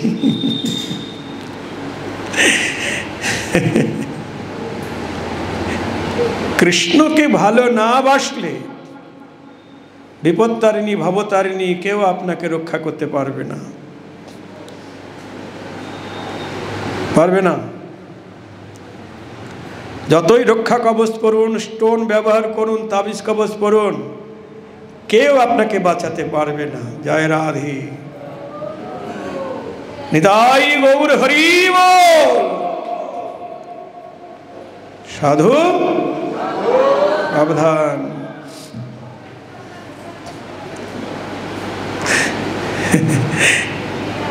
তাই যে কথাটা বলতে চাচ্ছিলাম, এই প্রেম ভক্তি চন্দ্রিকার কথা,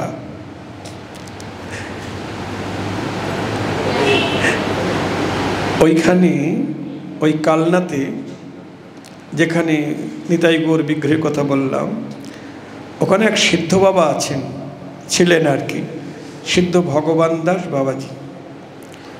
ওইখানে একজন কলকাতা থেকে একজন জজ সাহেব এসেছেন সিদ্ধ বাবাকে দর্শন করতে। এসে বলছেন, বাবা প্রেম ভক্তি কোথায় পাওয়া যায়?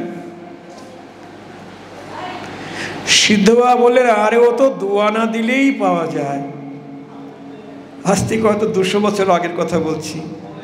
প্রেম ভক্তি ও দুয়ানা দিলেই পাওয়া যায়। কালকে বলেছি আপনাদের কাছে, প্রেম ভক্তি পেলে সব পাওয়া হয়ে যায়, তাই তো? তা দুয়ানা দিলেই প্রেম ভক্তি পাওয়া যায়? কি বলছেন? জজ সাহেব বললেন, বাবা একটু ভেঙে বলুন, বুঝতে পারছি না।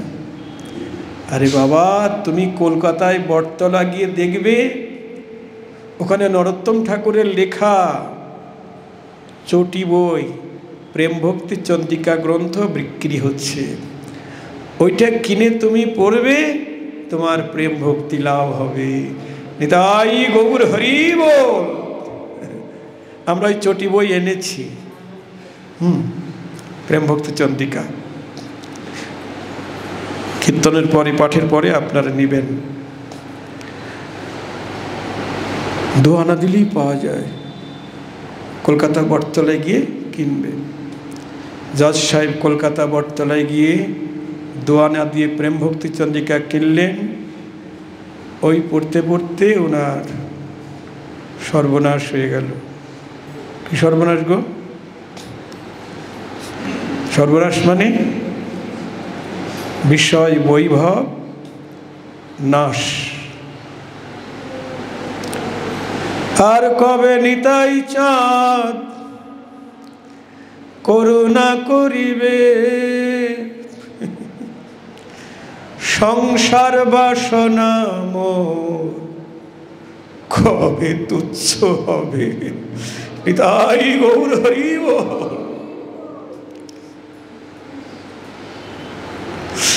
বিষয়ে ছাড়িয়া কবে শুদ্ধ হবে মন,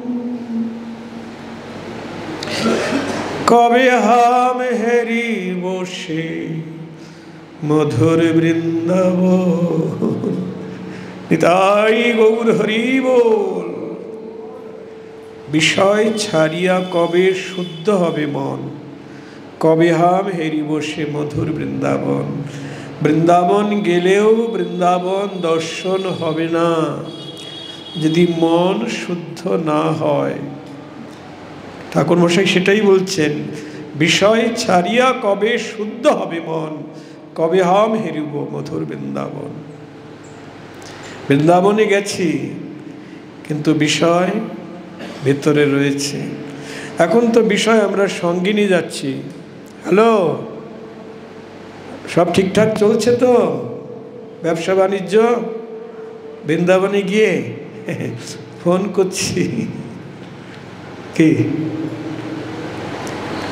বৃন্দাবন দর্শন হবে। আগেকার দিনে বৃন্দাবনে পায়ে হেঁটে যাওয়া হতো, এই জন্য বৃন্দাবনের প্রতি ভক্তিটা বেশি হতো। আর এখন তো খুব তাড়াতাড়ি যাচ্ছি, দ্রুত গতিতে চলে আসছি,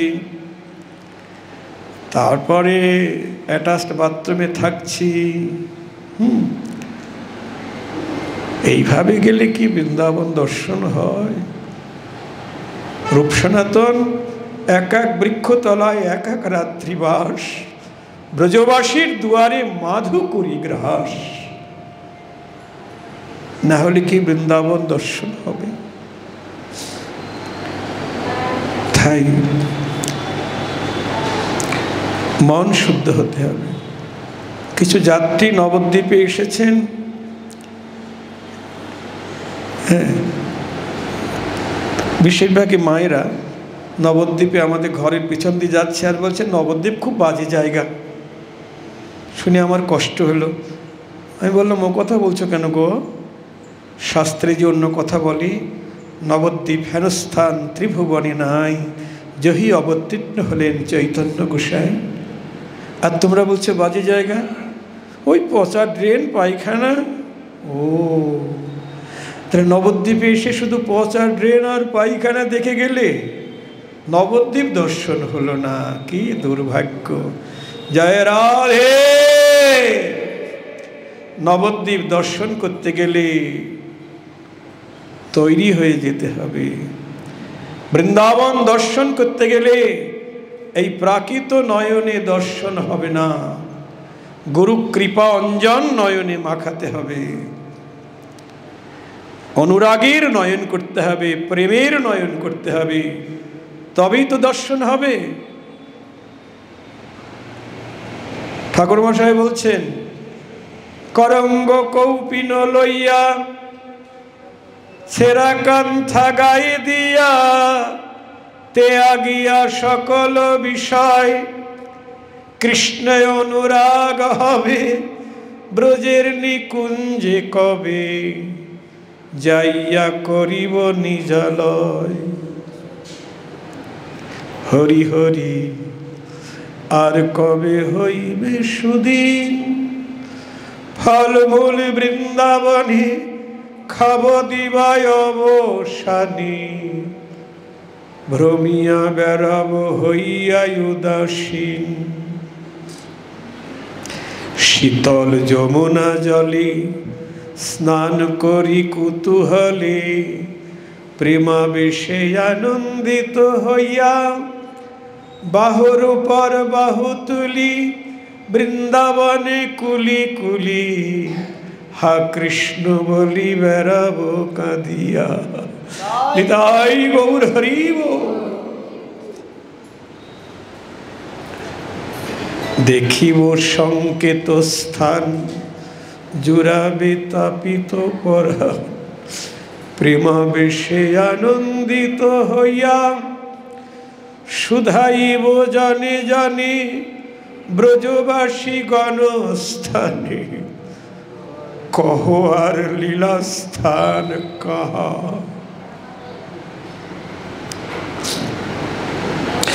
মাধবী কুঞ্জের উপরি সুখে বসি সুকোসারি, গাইবে কো রাধা কৃষ্ণ রস, তরুতলে বসি তাহা শুনি জুড়াইবে হিয়া, প্রেমাবেশে গুয়াব দিবস। শ্রী গোবিন্দ গোপীনাথ শ্রীমতী রাধিকা সাত, দেখি বসে রত্ন সিংহাসনে, নরোত্তম দাসে কান্ধে হিয়া ধৈর্য নাহি বান্ধে, এমত হইবে কত দিনে। নিতাই গৌর হরি বল। এমতো স্বভাব নিয়ে বৃন্দাবনে গেলে তবে তো দর্শন হবে। তাই সাধু বাক্যে বিশ্বাস হলো ওই জজ সাহেবের প্রেম ভক্তি চন্দ্রিকা পড়েই পাগল হয়ে গেল, জজগিরি গেল, আহার নিদ্রা বন্ধ, চলে দাঁড়িতে আবৃত পথে পথে পথে ঘুরে বেড়ায়, কেঁদে বেড়ায়। ওই প্রেম ভক্তি চন্ডিকা পড়েই পাগল হয়ে গেল। সবাই বলছে এত সুন্দর মানুষটি চাকরি করত, কি হঠাৎ মাথা খারাপ হয়ে গেল। এই জড়জগতে মানুষ বুঝবে এই যে কোন বাক পাগল, এই জড়জগতের বুদ্ধিজীবীরা বুঝবে না। যার হৃদয়ে কৃষ্ণ প্রেমে করই উদয়, তার ক্রিয়া বাক্য মুদ্রা বিজ্ঞে না বুঝায়। তার চলা বলা হাব ভাব বিজ্ঞমানী জ্ঞানী ব্যক্তি বুঝবে না। সমব্যথার ব্যথির যদি কেউ থাকে সেই বুঝবে। একদিন নবদ্বীপে এসেছেন, সেখানে একটি সভা বসেছেন, বিভূত জননী সভা, মানে অনেক বিদগ্ধ পণ্ডিত ব্যক্তি ভক্ত তারা বক্তৃতা দেবেন, হরিকথা বলবেন। গেট করা হয়েছে, সবাইকে ঢুকতে দেয়া হচ্ছে না। উনি গেটে ঢুকবেন, কিন্তু ছেঁড়া জামা, মলিন বসন, চুলে দাড়িতে আবৃত। গেটম্যান তাকে পাগল বলে তাড়িয়ে দিচ্ছে, এই হটো হটো, তোমার এখানে কী দেখা, হটো হটো। কিন্তু উনি বারবার ঢুকতে চেষ্টা করছেন, দাড়ি ঢুকতে দিচ্ছে না। তা সভাপতির আসনে যিনি বসে আছেন অজিত ন্যায়রত্ন, উনি লক্ষ্য করেছেন যে ঢুকতে চাইছে বারবার, কিন্তু ঢুকতে দেওয়া হচ্ছে না। উনি নির্দেশ দিলেন ওনাকে ঢুকতে দেওয়া হোক। ওনাকে ঢুকিয়ে নিজের কাছে ডেকে নিলেন সভাপতি। ডেকে নিয়ে বললেন, আপনার এখানে কি দরকার? আপনি কি জন্য এসেছেন? কোথা থেকে এসেছেন? কি ব্যাপার? বলছে কলকাতা থেকে এসেছি। কি চাই আপনার এখানে? বিদগ্ধ জননী সভা না, বিভূত জননী সভা, এখানে হরিকথা হবে। হ্যাঁ হবে। আপনি এখানে কি চান? বলছে প্রেম ভক্তি। কাল নয় ভগবান দাস বাবাজির কাছে গেছিলাম, উনি আমাকে বললেন দোয়া নাই, প্রেম ভক্তি পাওয়া যায়। তাই ওইটা পড়ে আমি কেমন হয়ে গেছি, আমি প্রেম ভক্তি খুঁজে বেড়াচ্ছি। এই বলে হাওয়া করে কেঁদে ভূমিতে লুটিয়ে পড়লেন। তখন সভাপতি তার চরণে প্রণাম করে বলছেন, আজকে আমাদের বিভূতি জননী সভা ধন্য হয়ে গেল আপনার শুভ পদার্পণে, ধন্য আমরা। পরে জানলেন উনি জজ সাহেব ছিলেন। তা দেখুন, কৃষ্ণ প্রেম ছাড়া আর কিছু চাই না আমরা, শুধু প্রেম চাই। তাই রাধা কৃষ্ণের যুগল প্রীতি, এটাই রূপ সনাতন জগতে প্রচার করেছেন। প্রেম ভক্তি রীতি যত নিজ গ্রন্থে শুভে কত করিয়াছেন দুই মহাশয়, যাহার শ্রবণ হতে পরানন্দ হয় চিতি, যুগল মধুর রসাশ্রয়। যুগল কিশোর প্রেম লক্ষ্যবান যেন হেম, হেন ধন প্রকাশিল যারা। যুগল কিশোরের প্রেম লক্ষ্যবান যেন হেম। রাধা কৃষ্ণের যে প্রেম, এই প্রেমটা কেমন? লক্ষ্যবান যেন হেম। সোনাকে 1,00,000 বার আগুনে পোড়ালে লক্ষ্যবান বলা হয়। সোনাকে আগুনে 1 বার পোড়ালে 1 বান, 10 বার পোড়ালে 10 বান। কিন্তু সোনাকে 1,00,000 বার কেউ পোড়ায়? কোনো স্বর্ণকার না। আমাদের বৈষ্ণব কবি বলছেন, ঠাকুর মহাশয়, যুগল কিশোর প্রেম লক্ষ্যবান যেন হেম। এই জড়জগতের বুদ্ধিজীবীরা বলছেন, হ্যাঁ, না হয় রাধার মতো মরতে হলে মরবই তো, প্রেম করেছি বেশ করেছি করবই। চাঁদের সঙ্গে কিসের তুলনা? জয় রাধে। ওরা প্রকৃত শিক্ষিত নয়, ওরা পণ্ডিত মূর্খ। তাই রাধা কৃষ্ণের প্রেম সম্বন্ধে এই মন্তব্য করেছে। আবার কিছুদিন আগে কি একটা দিন গেল, কি জানো, ভ্যালেন্টাইন ডে নাকি, ওটা বিদেশ থেকে আমদানি হয়েছে, ভারতবর্ষের থেকে না। বাংলা অর্থ কি জানো? প্রেম করার দিন, নায়ক নায়িকার প্রেম করার দিন, যত পারো প্রেম করো। আহা, হরিনাম খাবলা খাবলা। প্রেম কোনো দিনক্ষণ ঠিক করে হয় গো? এই জড়জগতের নায়ক নায়িকাকে যেটা প্রেম বলছে সেটা প্রেম নয়, ওটা হলো কাম। নায়ক নায়িকার এটা প্রেম নয়, এটা কাম। জয় রাধে। কেন কাম? একজন আরেকজনকে ভালোবাসে নিজের স্বার্থের বিনিময়ে, নাকি নিষ্কামভাবে ভালোবাসে? না না না, যখনই কম পড়ে যায় তখনই মারামারি, খুন পর্যন্ত হয়ে যায়, একজন আরেকজনকে খুন করে ফেলে। জয় রাধে। এটা প্রেম বলে? এটা প্রেম নয়, এটা কাম। শুধু নায়ক নায়িকার প্রেম বলে নয়, এ জগতে একজন আরেকজনকে, সে দাস্য প্রেম হোক, সখ্য প্রেম হোক, বাৎসল্য প্রেম হোক, সব স্বার্থের, এসব কাম।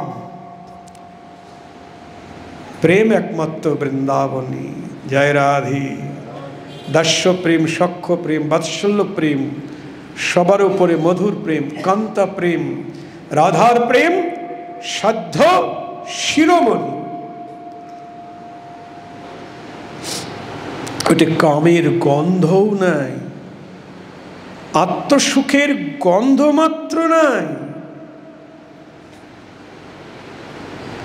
সাধেকি রাধারানীর চরণে গোবিন্দ দাসখত লিখেছেন, দ্বারকায় 16,108 জন প্রিয়তমা কারো পায়ে দাসখত লিখেছে? কি গো বলুন? বৈকুণ্ঠের লক্ষ্মী ঠাকুরানীর পায়ে লিখেছেন? না। বৃন্দাবনেও কারো পায়ে লেখেন নাই, রাধারানীর পায়ে দাসখত লিখেছেন। কেন? কালকে বলেছি রাধারানীর দেহটা প্রেম দিয়েই গড়া, মহাভাবের প্রতিমা। গোবিন্দ তো প্রেম ভুখা, শুধু প্রেম চায়, আর কিচ্ছু চায় না। রাধারানীর প্রতিটি লোমকূপ পর্যন্ত প্রেম দিয়ে গড়া, মহাভাব দিয়ে গড়া। এই জন্যে গোবিন্দ পাগল। এই জন্যে যদি আমরা গোবিন্দকে বশ করতে চাই, লটচমচম রাজভোগ মিষ্টি সামগ্রী কোনো কিছু দিয়ে বশ করা যাবে না। কি দিয়ে বশ করতে হবে? শুধু প্রেম দিয়ে।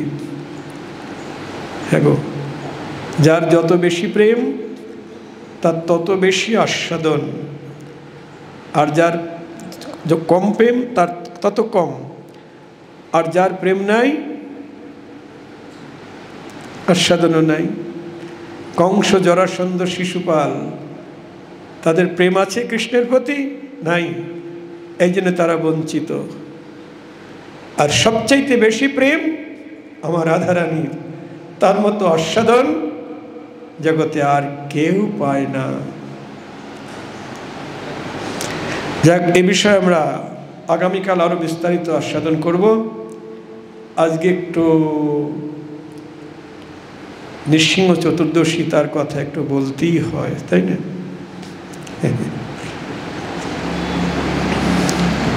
আপনারা সবাই জানেন নৃসিংহদেবের প্রধান ভক্ত প্রহ্লাদ, ভক্তরাজ প্রহ্লাদ। তার জন্ম কোথায় গো? দৈত্যের ঔরসে। দৈত্যের ঔরসে ভক্ত, আবার রাক্ষস কুলে জন্ম নিয়ে বিভীষণ রামচন্দ্রের সর্বশ্রেষ্ঠ পার্ষদ হলেন। নিতাই গৌর হরি বল। শুধু তাই নয়, দৈত্যের ঔরসে প্রহ্লাদ জনমী ভুবনে রাখিল যশ। স্ফটিক স্তম্ভে প্রকটি নৃসিংহ হইলা যাহার বশ। নিতাই গৌর হরি বল। ভক্তরাজ প্রহ্লাদ কি, ভক্ত প্রহ্লাদ মহারাজ কি।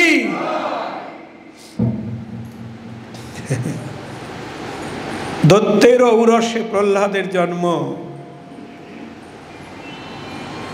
এমনটা কেন হলো গো? আমরা তো জানি, সবাই বলিও, বাপ কা বেটা, তারপর কি যেন, সেপাই কা ঘোড়া। যেমন বাপ তেমন তার ছেলে হবে কি। কিন্তু এখানে ব্যতিক্রম হলো কেন? বাবা হলো অসুর, দানব, আর পুত্র ভক্তরাজ, সর্বশ্রেষ্ঠ ভক্ত। খুব মনোযোগ দিয়ে শুনবেন। কেন হলো?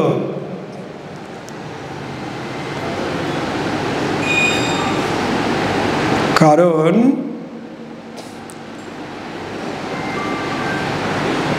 প্রহ্লাদের বাবা অসুর বটে, কিন্তু প্রহ্লাদের মা হরিভক্ত। জয় রাধে।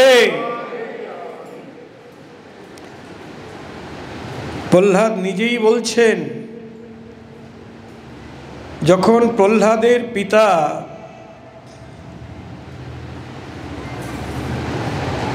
প্রহ্লাদকে অসুর গুরুর কাছে বিদ্যা শিক্ষা করতে দিল, অসুর গুরু ষণ্ড অমার্ক তারা আসরিক বিদ্যা শিক্ষা দেয়। অন্যান্য অসুর বালকের সঙ্গে প্রহ্লাদও বিদ্যা শিক্ষা লাভ করে। তো যখন ওই ষণ্ড অমার্ক থাকে না, তখন প্রহ্লাদ তাদের সঙ্গে হরিকথা বলে। জয় রাধে।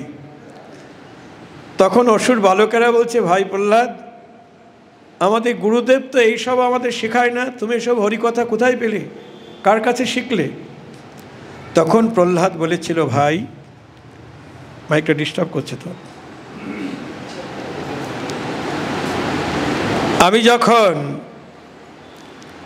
মাতৃগর্ভে আমার পিতা মন্দার পর্বতে তপস্যা করতে গেছেন, পিতা মন্দার পর্বতে তপস্যা করতে গেছেন, তপস্যায় ব্রহ্মার বলে বলিয়ান হয়ে স্বর্গরাজ্য দখল করবেন। এদিকে আমি তখন মায়ের গর্ভে আমার পিতার অবর্তমানে দেবরাজ ইন্দ্র আমার মাকে হরণ করে নিয়ে চলে যাচ্ছিল। জয় রাধে। শুনতে পাচ্ছেন তো মায়েরা? স্বর্গে কে কে যাবেন? হাত তোলেন। হ্যাঁ, এখন আর কেউ স্বর্গে যাবে না। দেবরাজ ইন্দ্রের কথা বলেছি না, দেবরাজ ইন্দ্র আমার মাকে হরণ করে নিয়ে চলে যাচ্ছে আমার পিতার অবর্তমানে। তখন দেবর্ষী নারদ জানতে পেরে রথ আটকে দিলেন। এই দেবরাজ, তুমি কি করছো? গর্ভবতী কয়াদুকে হরণ করে যাচ্ছ কেন? বলছেন, হিরণ্যকশিপু তো আমার স্বর্গরাজ্য আক্রমণ করবে, আর হিরণ্যকশিপুর ঔরসে এইটা আছে, এও তো ভূমিষ্ঠ হয়ে দৈত্য হবে, এও তো আমার বিরুদ্ধে শত্রু হয়ে স্বর্গরাজ্য আক্রমণ করবে, ওটাকে আমি অঙ্কুরেই বিনাশ করব, মানে জন্ম হওয়ার সঙ্গে সঙ্গে ওকে মেরে ফেলব। জয় রাধে। ওই জন্য কয়াধুকে হরণ করে নিয়ে চলে যাচ্ছি। দেখেছেন স্বর্গের দেবতার কি হাল, স্বর্গের দেবরাজের কি হাল। জয় রাধে। স্বর্গে কেউ যাবেন না, ওখানে সুখ নাই, আনন্দ নাই, ওখানে হরিভক্তি নাই, ওখানে কাম ক্রোধ লোভ মোহ সব বিরাজ করছে। এই জন্য কৃষ্ণ ভক্ত কেউ স্বর্গে যায় না। মুক্তিও চায় না, কৃষ্ণ ভক্ত শুধু বৃন্দাবন যেতে চায়। তখন দেবরাজ ইন্দ্র হাত থেকে আমার মা কয়েধুকে দেবর্ষি নারদ ছিনিয়ে নিলেন, বললেন এর গর্ভে যে অসুর হবে তুমি কি করে জানলে? এটা ভক্তও তো হতে পারে, ছাড়ো। আমার মাকে ছিনিয়ে নিয়ে দেবর্ষি নারদ তার আশ্রমে নিয়ে গেলেন। সেখানে মা আশ্রমের সেবা কাজ করেন, দেবর্ষি নারদের কাছে হরিকথা শোনেন, প্রসাদ চরণামৃত পায়। আমিও মায়ের গর্ভে থেকে প্রসাদ চরণামৃত পাই, জয় রাধে, হরিকথা শুনি। দেখেছেন, দেবর্ষি নারদের কৃপায়, আমার মায়ের কৃপায় আমি এই হরিভক্তি পেয়েছি। জয় রাধে। যারা সন্তান সম্ভবার জননী, তাদের কত সাবধানতা অবলম্বন করতে হবে। প্রহ্লাদের মতো ভক্ত যদি আমরা পেতে চাই, তাহলে তার মা কয়াধুর মতো আমাদের প্রসাদ চরণামৃত খেতে হবে, হরিকথা শুনতে হবে। আর যদি সিনেমার ফাইটিং চিত্র দেখি, মোবাইল নিয়ে থাকি আর আজে বাজে জিনিস খায়, তাহলে তো সন্তান ওই রকমই একটা হবে। জয় রাধে। নাকি মা কালীর কাছে বলছি, আমাকে যদি একটা ছেলে দাও আমি তোমাকে জোড়া দেব, পরেরটার বললাম না, এরকম বলে না অনেকে? আচ্ছা, মা কালীকে ওইটা দিলে মা কালী কি ভালো জিনিস দিবে না ওই রকম একটা দেবে? নিতাই গৌর হরি বল। আমরা যদি সৎপুত্র হরিভক্ত পুত্র পেতে চাই, তাহলে প্রহ্লাদের মায়ের মতো মা হতে হবে। মায়ের কারণে প্রহ্লাদের এই হরিভক্তি, দেখেছেন, পিতার কারণে নয়। আবার আরেকটি কথা বলছি আপনাদের, এই যে প্রহ্লাদের পিতা হিরণ্যকশিপু, তার বাবার নাম কি জানেন? কশ্যপ মুনি। মুনির ঔরসে দত্ত, আর দত্তের ঔরসে ভক্ত। আচ্ছা, মুনির ঔরসে দত্ত হলো কেন গো? এটাও মায়ের কারণে। জয় রাধে। কশ্যপ মুনির দুইজন পত্নী, একজনের নাম অদিতি আর একজনের নাম দিতি।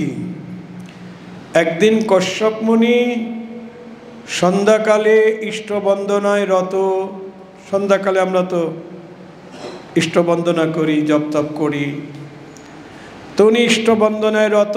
এমন সময় তার পত্নী দিতি কামনমত্ত হয়ে কশ্যপ মুনিকে বলপূর্বক রতিক্রিয়ায় বাধ্য করলেন।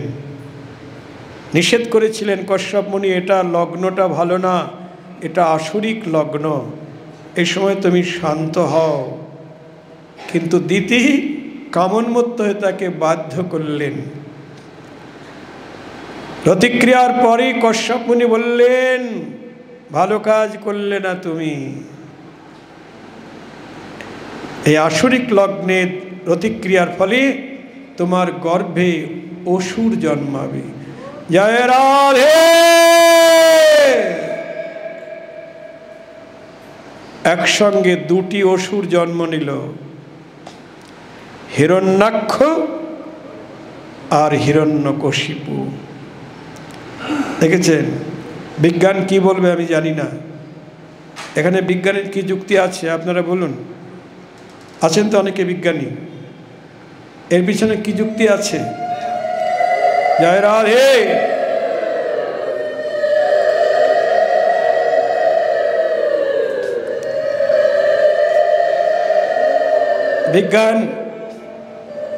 বিজ্ঞান এখানে পরাজিত, বিজ্ঞান কিছু বলতে পারবে না, যুক্তি নাই।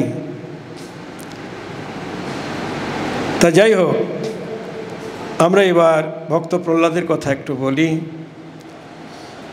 ভক্ত প্রহ্লাদ তার পিতা হলো দানব আর প্রহ্লাদ হলেন ভক্ত। মায়ের কৃপায়, দেবর্ষী নারদের কৃপায়। এই জন্যে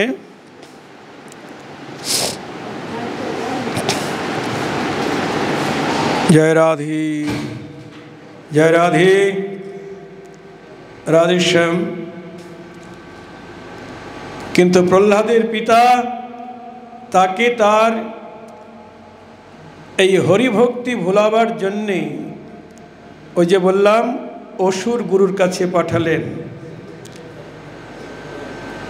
কিন্তু কোনো অবস্থায় তারা প্রহ্লাদকে হরিভক্তি থেকে সরাতে পারলেন না। তখন হিরণ্যকশিপু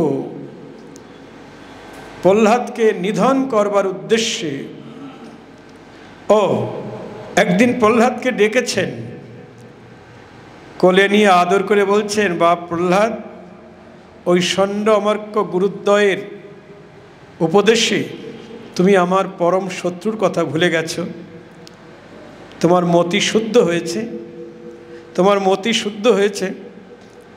প্রহ্লাদ বললেন, পিতা, অসুর গুরুর উপদেশে কখনো কি মতি শুদ্ধ হয়? কি বললি? অসুর গুরুর উপদেশে মতি শুদ্ধ হয় না? কি করলে হয়? বলছেন, যতক্ষণ পর্যন্ত হরিভক্তের চরণ ধুলিতে এই মস্তক অভিষিক্ত না হয় ততক্ষণ মতি বিশুদ্ধ হয় না। নিতাই গৌর হরি বল। তখন রেগে তাকে দূরে ছুঁড়ে ফেলে দিলেন কোল থেকে। তাকে তরবারি নিয়ে মারতে গেলেন, কিন্তু প্রহ্লাদকে রক্ষা করলেন তার মা। তারপর প্রহ্লাদকে কত অত্যাচার করেছেন। প্রহ্লাদের বিষ খায় মারবার জন্যে দুধের মধ্যে বিষ মিশিয়ে প্রহ্লাদের মাতা কয়াধুকে বলছেন, এটা তোমার ছেলেরে খাওয়াও, দেখবো তোমার স্বামী আগে না তোমার পুত্র আগে। আমি তোমার স্বামী, আমি তোমাকে আদেশ করছি, আমার আদেশ পালন করো। এই বিষ মিশানো দুধ তোমার ছেলেকে খাওয়াও। প্রহ্লাদের মা বাটি নিয়ে কাঁদছেন। প্রহ্লাদ এসে বলছে, কি মা কাঁদছো কেন? কি হয়েছে? দুধ, দুধ। হ্যাঁ, দুধ খাবো, দাও। প্রহ্লাদে বিষ মিঠানো দুধটা নিয়ে খেয়ে ফেললেন। নিতাই গৌর হরি বল। দেখেছেন,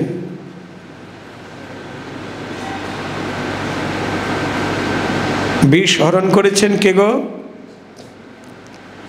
মহাদেব। মহাদেব সব বিষ হরণ করে নিলেন। প্রহ্লাদ কাঁদছেন। ওই দেখেই প্রহ্লাদের মাতা অচেতন হয়ে পড়েছেন।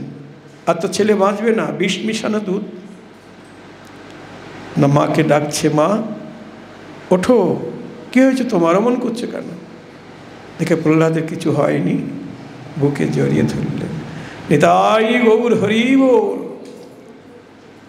হাতির পদতলে প্রহ্লাদকে ফেলে দিলেন। হাতি তাকে কিচ্ছু বলল না, সুর দিয়ে পিঠে তুলে নিলেন। পর্বতের উপর থেকে তাকে নিচে ফেলে দেওয়া হলো। রাখে হরি মারে কে, আর মারে হরি রাখে কে। দেখেছেন, কোনো তাবিজ কবজে স্টোনে রক্ষা করতে পারবে? কোনো দেবতায়ও আপনাকে রক্ষা করতে পারবে না যদি সময় হয়ে যায়।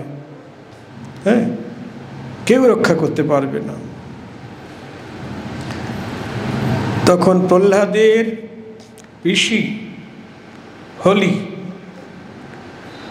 বলছেন, দাদা তোর কোনো চিন্তা নেই, আমি তো একটা বিদ্যা শিখেছি। কি বিদ্যা? আমি আগুনকে জয় করেছি। ভগবান ভোলানাথের কাছ থেকে আমি এই বিদ্যা শিখেছি। আমি আগুনের মধ্যে থাকবো, অথচ আগুন আমাকে কিছু করতে পারবে না। প্রহ্লাদকে কোলে নিয়ে বসবো, প্রহ্লাদ পুড়ে যাবে, আমার কিছু হবে না। প্রহ্লাদকে নিয়ে বসলেন, চারপাশে কাঠ জড়ো করে দিয়ে আগুন ধরিয়ে দেয়া হলো। জয় রাধে। প্রহ্লাদ তো তার ইষ্টমন্ত্র জপ করছেন, এদিকে হোলি ভাবছেন আমি তো পুড়ব না। আগুন ধরিয়ে দেয়া হলো, হোলির দেহ পুড়ে ছাই হয়ে গেল। জয় রাধে। প্রহ্লাদের দেহ কোনো আগুনের তাপ পর্যন্ত স্পর্শ করতে পারল না। পার্বতী ভোলানাথকে বলছেন, ভোলেনাথ তুমি না ওকে বর দিয়েছ আগুনে ও পুড়বে না? বলছে বর দিয়েছি কাউকে মারবার জন্যে নয়, বাঁচাবার জন্যে। আরও তো মারতে গেছে প্রহ্লাদকে, ওই জন্যে নিজের বরে নিজেই ভস্মীভূত হয়ে গেল। নিতাই গৌর হরি বল। কোনো অবস্থায় প্রহ্লাদকে যখন মারতে পারলেন না হিরণ্যকশিপু, তখন বললেন কোথায় আছে তোর শ্রীহরি? বলছে তিনি সর্বত্র আছেন। সর্বত্র? হ্যাঁ, জলে স্থলে অন্তরিক্ষে সর্বত্র। বলছে এই স্তম্ভের মধ্যে আছে, এই খুঁটির মধ্যে আছে। আছে। কি বিশ্বাস দেখেছেন? কিরকম বিশ্বাস! ওই স্তম্ভের মধ্যে আছে। হ্যাঁ, তার মানে কৃষ্ণময় অন্তর যার বাহিরে ভিতরে, যাহা যাহা নেত্র পরে তাহা কৃষ্ণ স্ফুরে। স্থাবর জঙ্গম দেখে না যাকে তার মূর্তি, যাহা যাহা নেত্র পরে ইষ্টদেব স্ফূর্তি। কীট পতঙ্গ পশু পাখি মানুষ যেদিকেই তাকায় সেদিকেই নিজের ইষ্টদেবকে দেখতে পায়।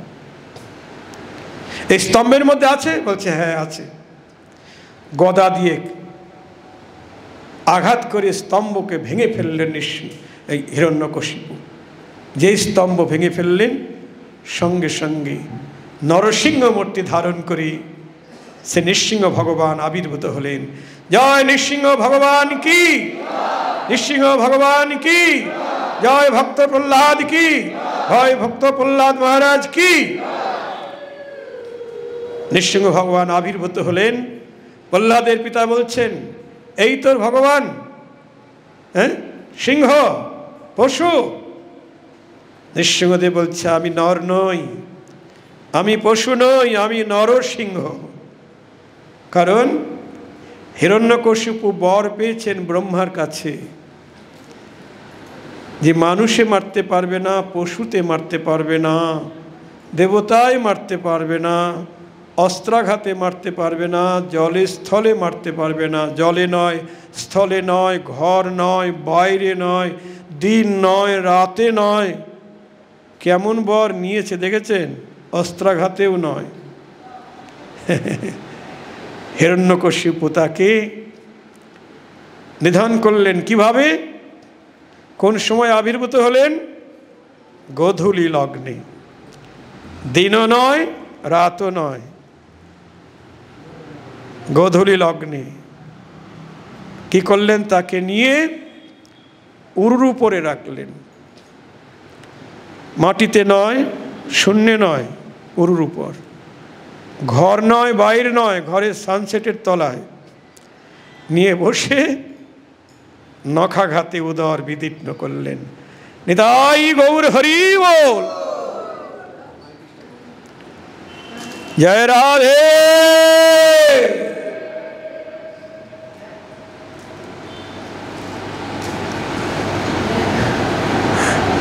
ব্রহ্মাদি দেবগণ ছুটে এসেছেন, প্রচন্ড বেগে গর্জন করছেন নৃসিংহদেব। ত্রিভুবন কম্পিত হচ্ছে, সমস্ত দেবতারা এসে স্তুতিনতি করছেন। ব্রহ্মা বিষ্ণু মহেশ্বর কেউ তাকে থামাতে পারছে না, গর্জন করছেন।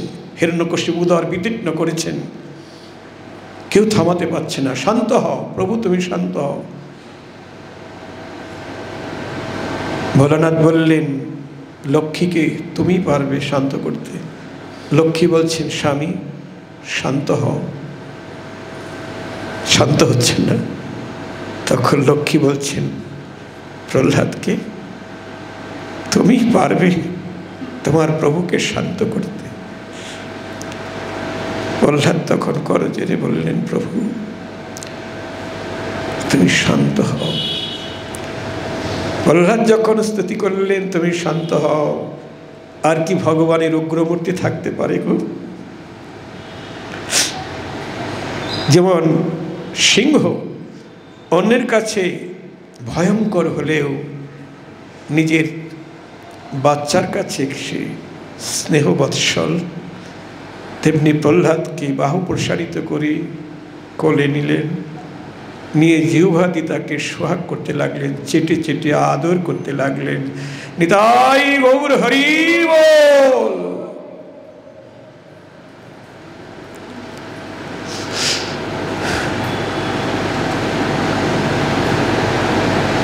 তাই সাধব হৃদয় মধ্যম সাধুনাং হৃদয়ন্তহম মদন্নতে ন জানন্তি নহং তেভ্য মনা গোপী।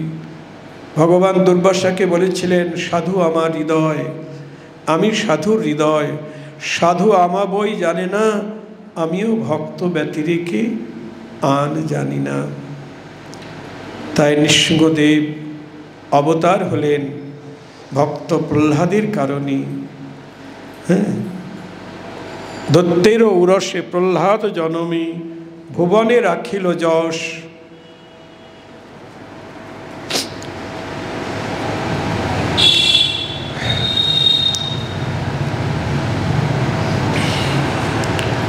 স্ফটিক স্তম্ভেতে প্রকটি নৃসিংহ হইলা যাহার বশ।